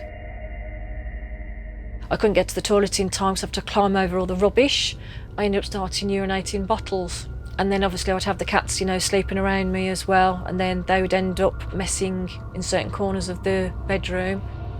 You know, once you started going down that road, if you couldn't stop to get it all sorted on your own, you just created a hell, basically, to live in. Conditions got so bad that Sally had to accept an intervention by the council or face eviction. I was scared because I knew that I was waiting for that knock on the door or a letter through my door to say people have been complaining. It took 6 days to clear the flat, and specialist counselling was put in place to support her. After we did the clean, I had 18-month aftercare, so they came on a regular basis. And then last year, it all finished, and then it just all crept up on me again. Once you're a hoarder, you're always a hoarder. It's like once you're an alcoholic, once you're a drug addict, you can be clean for 5-10 years and then something happens. It's the same with hoardism of any form. Sally has refilled her flat in less than 2 years, but there are some who have hoarded for a lifetime. A very warm welcome to my humble abode here at Westcott, to which you are cordially invited to have a look round and ascertain my lifestyle.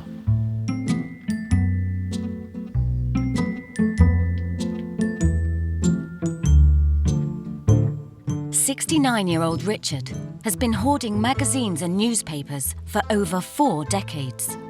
Well, it's literally one of each paper, you know, like the Mirror, the Sun, the Star, the Times, the Financial Times, you know, the whole lot.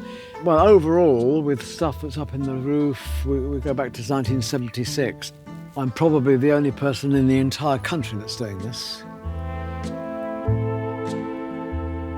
So it makes me unique. Over time, they do tend to lean.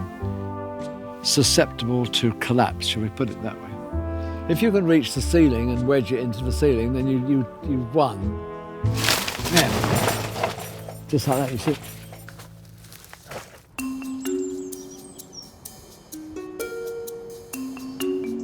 Hoarding becomes an issue when it affects daily life.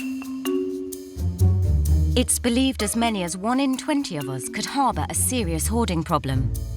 I think there's a bit of a hoarder in most people in that they keep things. But some sufferers have taken their behaviour to the extreme. 69-year-old Richard has been hoarding newspapers for most of his life. This is what counts for a kitchen.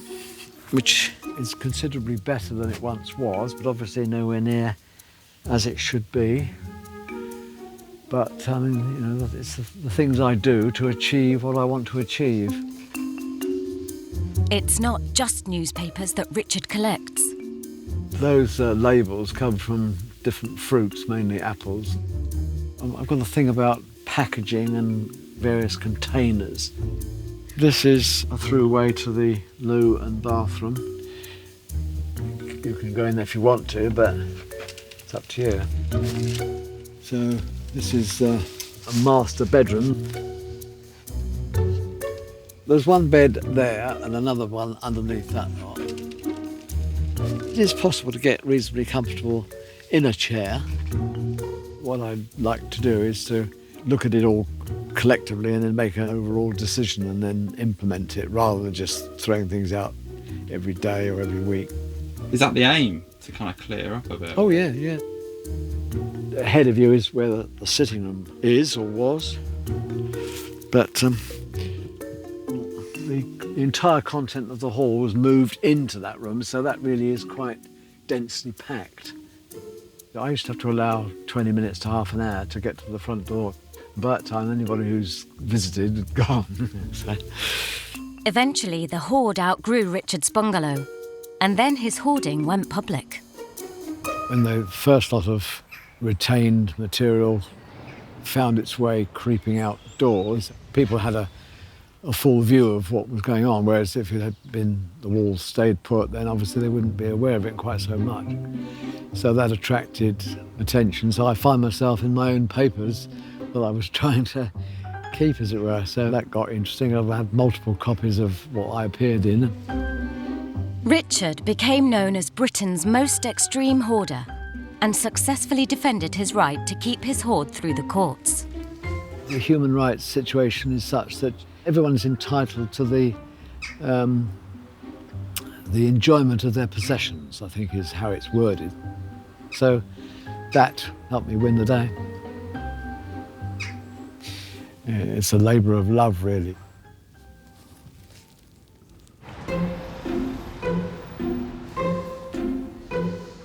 Sally from Dudley has been struggling with her rubbish hoarding since adulthood. She escaped eviction 2 years ago, but there's concern that Sally has regressed. Charity worker Lucy has been supporting Sally Ann since the last clean-up. But it's not always an easy job. It's been a while since I've been. It has got quite bad, hasn't it? Yeah. So what's been happening that's caused it to get like this? It started off with the fridge freezer when I went out and got myself a second-hand freezer, which is in the hallway. They delivered it, and then I found out that my fridge freezer was still working. The freezer was due to go to Sally's sister, who lives in the same tower block. She lives downstairs, Sal. She lives a few stairs down. Yes, I've got to speak to her tonight or tomorrow. So it just sounds like excuses. This is how it started before, weren't it? I didn't have, but the excuse is gone. Sorry. You've got to think, like, you know me, I jump in. If the council were to come tomorrow and knock on your door, you could end up losing this property all because of a fridge freezer that doesn't really need to be here, does it? I mean, I know that, yeah. I mean, it's a pig in eyesore, isn't it? So we'll put that into place by next Thursday. Don't forget, I've got to go to my father's, so I'll be back Wednesday. Well, maybe you have to think that you need to make an exception and be here instead of at Dad's. I'm sorry, Lucy, but don't go there. I don't mean to be horrible, but don't go there. No, but you're all right. But you've got to think you're going to lose it. I'm not being funny, but nobody has an idea why I'd go through with my dad. I know, but you've got to think about you, Sal, as well. I'm sorry, but Dad has to come first. What about you? But don't pick on me regarding my father, though, Lucy. OK? Please don't. OK.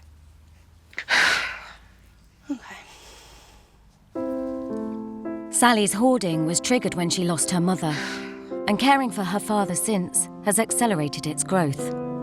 And I haven't been able to grieve yet because I'm looking after my father to make sure that he's all right. It was devastating that what happened over the last 5 years.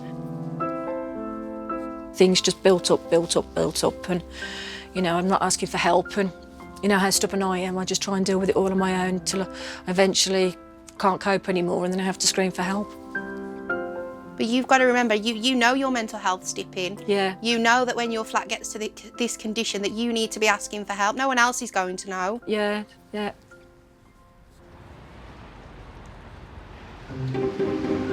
Sally and Richard are not alone. With over 1.2 million problem hoarders in the UK today, one could be your neighbour. So this was a brand new apartment when I moved in. Brand new carpets, brand new painted walls. It was such a clean, new, tranquil apartment with a nice courtyard outside. 40-year-old Faye moved into her flat just over 7 years ago. When I moved in, I had every intention of this being the apartment that I was going to keep really, really clean and tidy and you know, joy to live in. But OCD had other plans. Until recently, hoarding was classified as a category of OCD, but is now becoming recognised as a disorder in its own right. It's not a way I wanted to live. Nobody wants to live like this. Like many sufferers, though, Faye has a spectrum of mental issues. It's a bit of a vicious circle with depression because you'll do whatever it is to just give you that little glimpse of joy. And I'm not somebody that turns to alcohol or drugs or anything else for their high. Mine is buying things. So I would go online and I would buy to get that high. And especially, I love a bargain. So I will buy 8 of the same item. I can't resist it. But as soon as they arrived and the excitement of opening the box, then they come into this apartment where I've already got far too much clutter and it would just get added to the pile, and that would make me feel depressed and anxious, and therefore I would want to then have that little high again of buying something. For all intents and purposes, I was practically housebound for 1.5 years. I didn't want to do anything. I didn't care about my personal hygiene, my eating well. That's why I put on 6 stone in weight, and being isolated with all of this junk around you. Anybody's going to be impacted by that. With her flat overflowing with the bargains, Faye's hoarding is becoming harder to hide behind closed doors. I've got a pillow which I pop here, and I always make sure the blinds are closed because I don't want my neighbours to know that I'm sleeping on the sofa. My neighbours know I have OCD. I'm certain they don't know the extent of it. I don't think they have any idea that I haven't slept in my bedroom for almost 3 years. I worry that anyone who comes into my apartment is going to judge me, is going to have misconceptions that I'm dirty. OCD and hoarding is very much a secret illness. So this is my boiler, but because I feel too humiliated for a serviceman to see all of this stuff, it's just too much anxiety for me to get him to come and fix it. The anxiety of having somebody in far outweighs the luxury of having hot water. And so for the last 4 or 5 years, I've been having stone cold showers. Faye's OCD has also affected her personal and professional life throughout adulthood. When I was in a relationship, my OCD was really bad, but because I had a partner, it would keep me in check. I was married for 12 years, and it's been 10 years since I've been living on my own. I used to be a very sociable person when I was in a relationship. I used to be very much the life and soul of the party, and I loved to be the centre of attention. Now I've become very socially anxious. I have such a lovely home, and to not be able to have people into my home to enjoy it, I've become very, very isolated and very lonely. 69-year-old Richard's life revolves around his obsession with newspapers. He doesn't just collect, though. He delivers, too. The round, I suppose, has diminished by about 1/3, I suppose, since I first started. Richard had to pick up the paper round to help fund his hoarding. Well, I've got a thing about newspapers, and they had a sort of vacancy of a paper boy, so I said, well, I'll deliver some papers, and that will pay my paper bill, as it were. So that's how it started. It was only meant as a temporary measure, but here we are 13 years on. I'm approaching 70 years old, having lived in the village all my life. Richard is the third generation to live in the family home, which he's shared with both parents and grandparents. Obviously one passes and then another, so here I am on my own for the last 15 years or so. My father used to be quite fastidious in that he would be sweeping the paths and just for the sake of tidiness. One tends to rebel against what the previous generation did. Richard was the home carer for his mother in the final years of her life. The hoarding started in earnest about the turn of the millennium. It wasn't a problem at all, it just gradually escalated. But it's only in the last 10, 15 years or so that it's got like it has. That is literally one of each. The problem with this flat, it's kind of like an obstacle course. The only way to reduce a hoard is if things are thrown away faster than they're collected. Faye is fighting back in her flat before her home is completely taken over.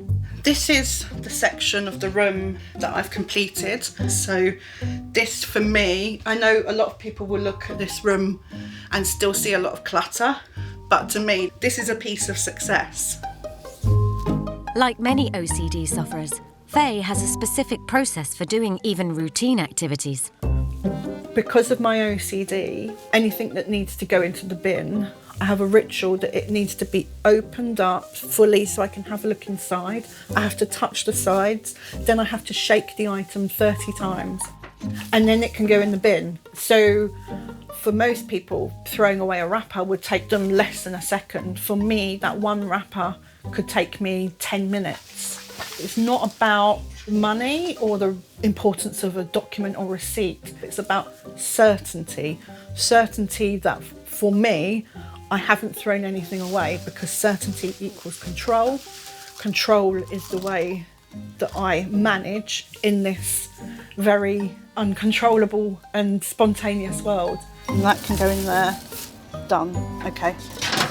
Done. The next on my list was obvious items that will create a great impact, which is this big item, this, and a chair that I won in a competition. And if I got rid of those items, oh, and there's a table behind there which I need to take over to give to my dad. And then whoosh, that whole area is going to be clear apart from this box, which is full of food. It was short dated, so it would be like 70, 80, 90% off. The date on this is the 1st of January 2011. The element of it being such a bargain kind of takes over, and I then start to make up a logical story in my head that it makes sense for me to buy it, and I'll somehow squeeze it in. When discarding even the smallest item is so difficult, there is one room in Faye's flat that poses the biggest challenge. Nobody's seen that bedroom as it stands. I feel so overwhelmed because I don't know where to start. And people will say to me, well, why don't you just stop? And I know when they say it, they're well-meaning. Oh my goodness. But in my head, I want to say back to them, why didn't I think of that? The OCD at the moment is bigger than me. It's the whole spectrum of feeling angry, frustrated, but mostly regretful and disappointed about everything I've lost in life because of it. In the Midlands, Sally has raised the alarm and called in some emergency support to help her with her hoard. Extreme cleaners Kaz and T have known Sally since her first intervention 2 years ago. I'm looking forward to seeing Sally. I haven't seen her in a while, so it'd be nice to see her, catch up with her, have a cup of tea.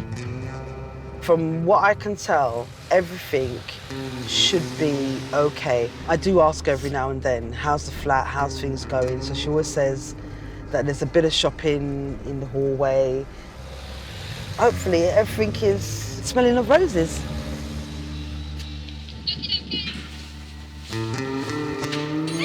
Hello. Ooh, stranger. Hello. Oh, hello, darling. Oh. What's going on, Sally?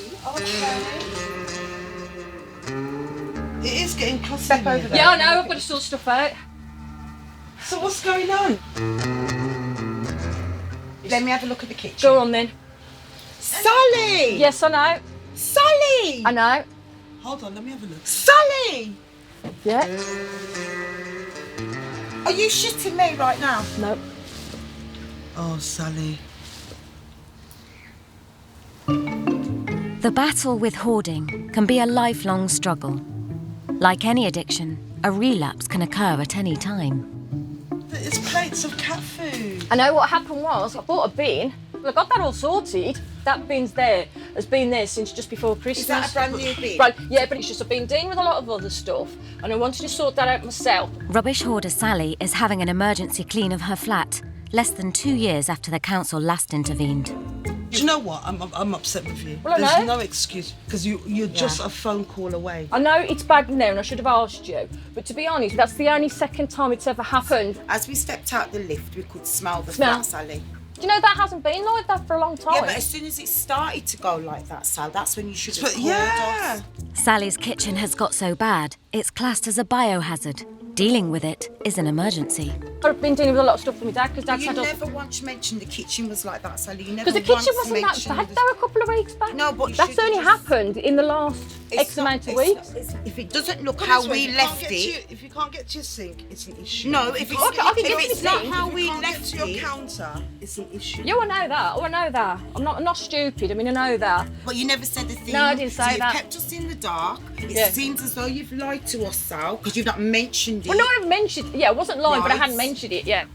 Yeah. Let's just go and get our blues. Let's just get our blues and crack on.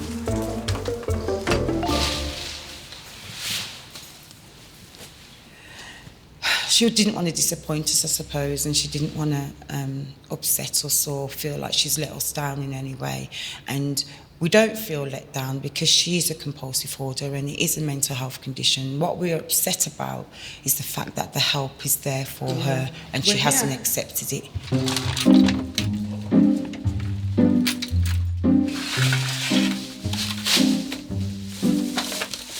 Oh, do you want any fix for your nose to the smell? Sally's one of our clients that we've had for such a long time, and she's really tried. But sometimes she needs that little extra help. I don't know. I make excuses and I shouldn't.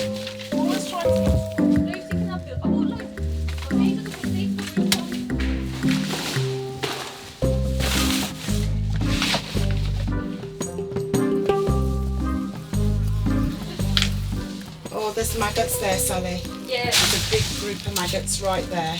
Oh, those are little compared to what's been in. There's some carpet bugs in there as well, floating around. Sally, why can't I lift this up here? Because obviously gravy.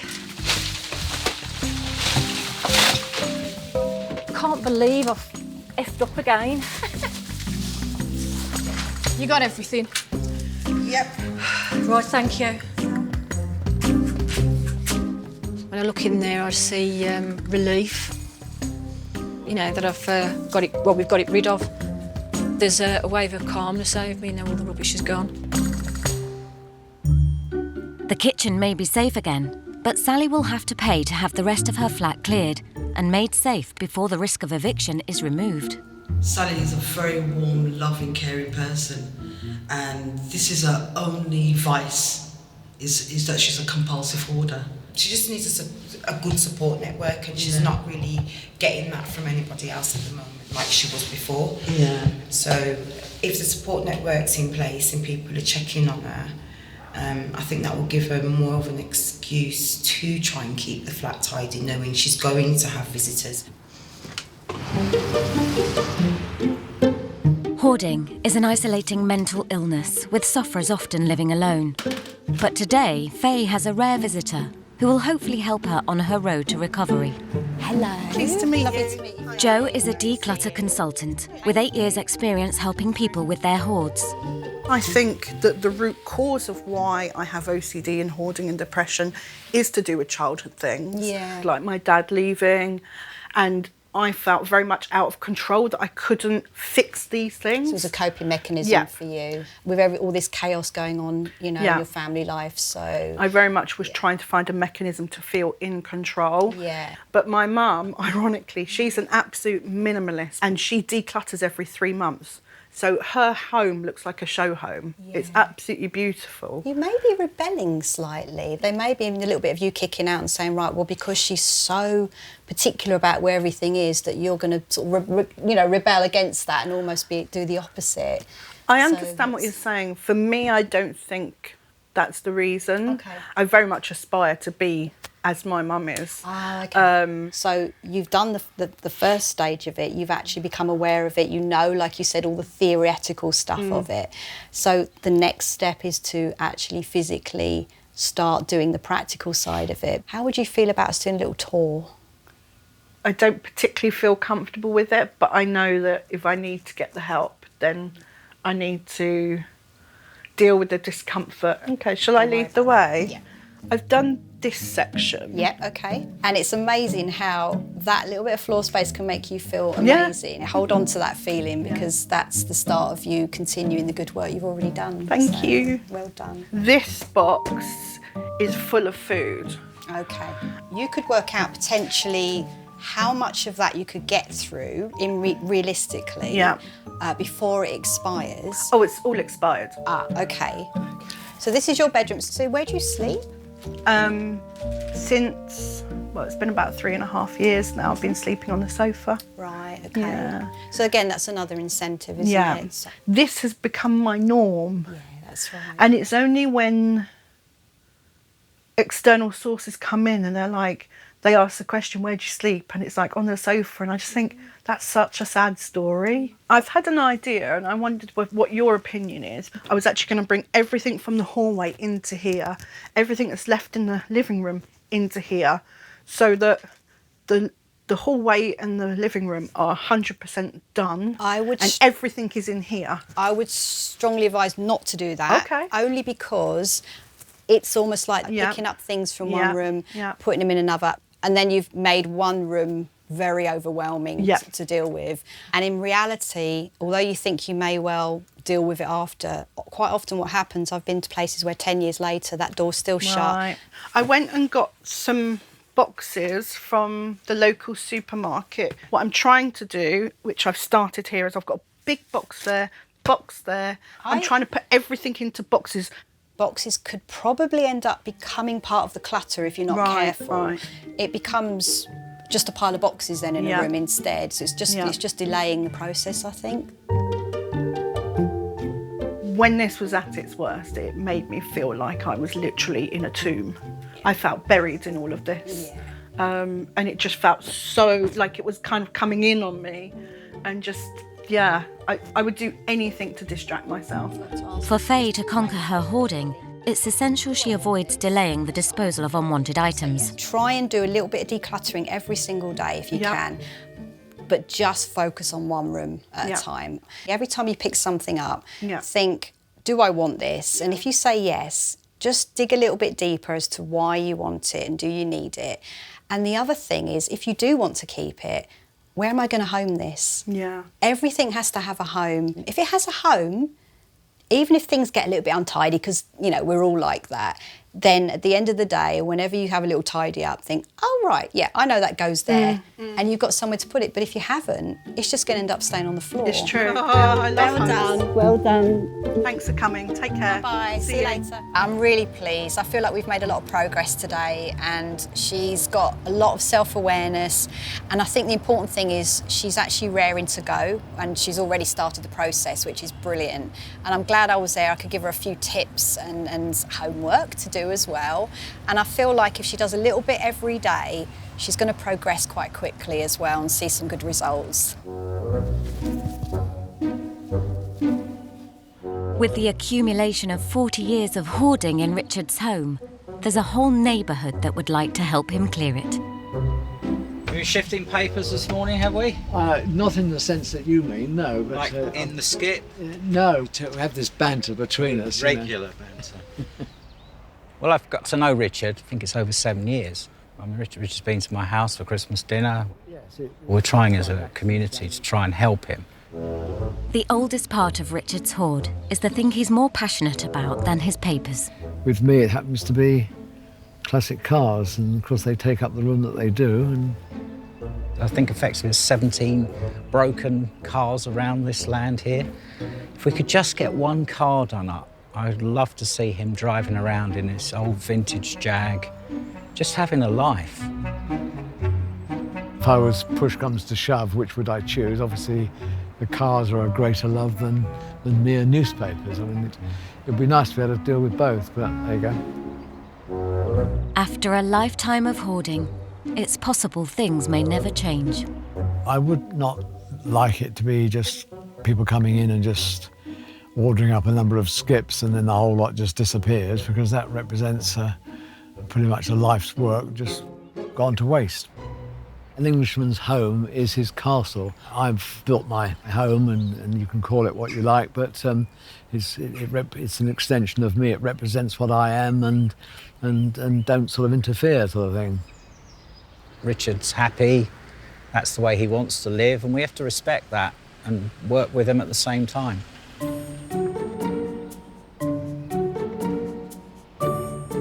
With the biohazard hoard in the kitchen cleared, Sally is expecting extreme cleaners, Kaz and T, to help clear the rest of the flat. I'm slowly getting buried alive in here. With the freezer out of the flat, access to the bedrooms reveals the full extent of Sally's hoard. This morning, I was suffering with a lot of stress because I know when Kaz and T come today, they're going to look and go, Sally, what have you been doing? And they're going to tell me off because, you know, I've gone back to my old ways. Go away, I've changed my mind. Hello. 2 years ago, the flat took weeks to clear, but Sally is optimistic this is a simpler job. As you can see, some of this was behind the fridge. The goal is to create a usable bedroom. The last clean, I was in the hallway, they would bring bags out, I'd sort it, and they were shoveling all the rubbish away. But because this is a completely different type of clean, I think we'll go through that bedroom pretty quick. It does look worse than it is.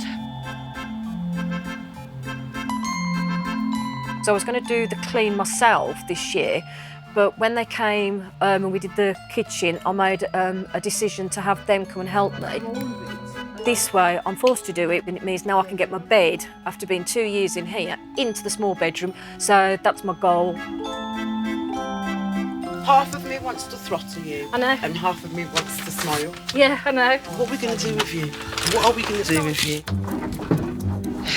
I want all this gone today. See, I'm not sure, but I can smell... Oh, I can smell urine.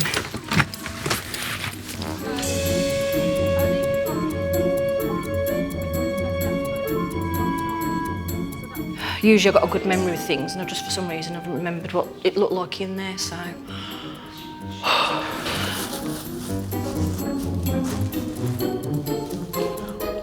No, let's just really throttle me.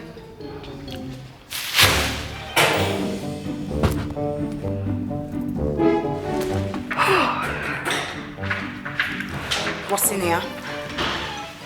That is my computer, my laptop. The cat urinated on the bag, so God knows if the computer still works.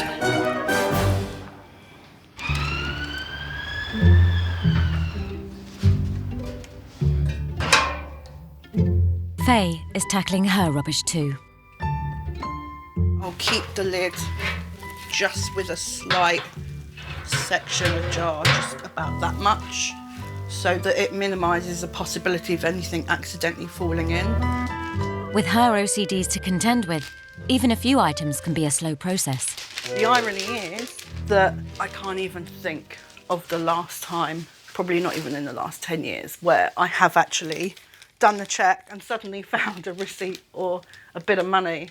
And what have I lost as regards time and mental health and everything else for doing this? And then as soon as that's done, that needs to be closed and go out to the bin. If that stays in the flat for too long, I'll get too anxious about it and I'll empty it and go back through it again. Throwing out even the smallest amount of rubbish is a challenge. Oh, I want to go through it. What to do? Phase disorder can mean that performing her rituals once isn't always enough.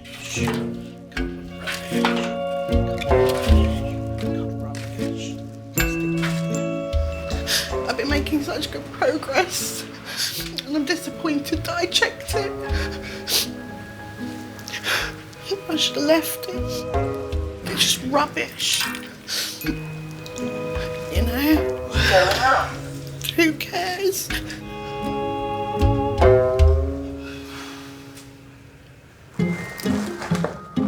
After 4 days' hard work and an estimated ton of the hoard removed, Sally's flat is habitable again.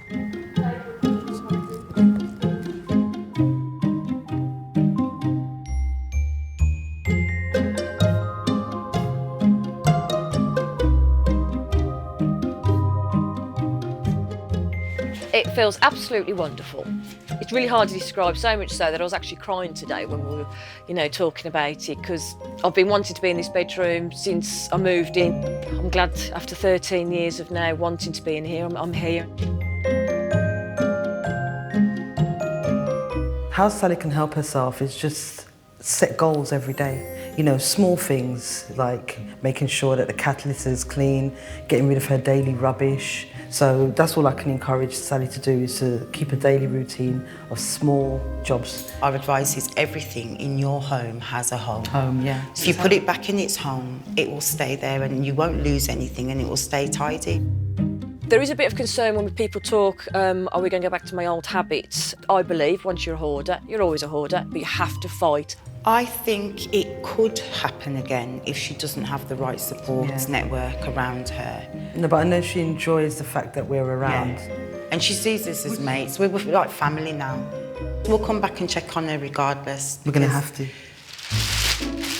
Throwing away unwanted items proved a painful way for 40-year-old Faye to reduce her hoard.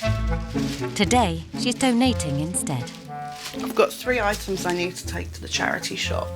I tend to keep the numbers of things to take down because too many causes me too much anxiety, especially when I get to the shop. For me, especially books, this is not fun, so I have to check every single page before this can go into the bag. The goal I have is to give away 10 items a day, and I figure that equals 300 items in a month. The first stage is complete. The items are out of the flat. But will she be able to let them go?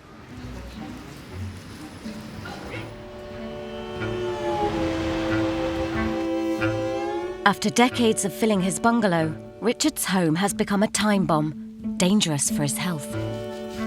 Had I appreciated earlier on what I was letting myself in for, I would have approached it much differently than I in fact did. So unfortunately, we're a bit late to actually implement what I've learned. But I get through it, get by, so I'm reasonably happy. Hoarding is a problem that just grows if the sufferer doesn't take action. And the result is inevitable. Space will eventually run out. There's the trouble, it's sort of piles of stuff here, there and everywhere waiting to be processed. The trouble is that you've got to carry on with ordinary life in between times, it's very difficult. Day to day is just going through the normal domestic routine of keeping body and soul together, as it were, and also trying to prevent the inevitable bit by bit, accumulation of things. Richard's home is now so full, even the basics are becoming impossible. You have to hold it out like that, because if you don't, the chocolate melts and you get it all over your fingers. Or if you get chocolate fingerprints all over the papers, and that will never do. I'm getting slimmer and slimmer. I don't allow myself to get to the point where I'm literally starving. I have sandwiches and donuts and things of that nature, and then that's supplemented with the fish and chips and sort of dinner for ones in the oven there. So yes, no, I mean I get by. Thank you. For Faye, she's working hard to shift the balance of her hoarding habits. I've got a few items for you. Thank you very much. I've got OCD, so I'm just going to give them to you one by one, if that's all right. So that goes on there. So that's some leggings. Okay. So there. So would you mind just checking them? Thank you.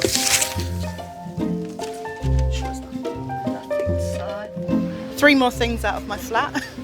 So slowly but surely. Thank you so much. Thank you for understanding. I know it's a bit weird. It's something wrong with my brain, so thank you. I just feel that if you came back to me in 3 months, I'm going to have that flat clear. I feel something has triggered. Take good care. Thank you. Bye. Yeah. Good place to be.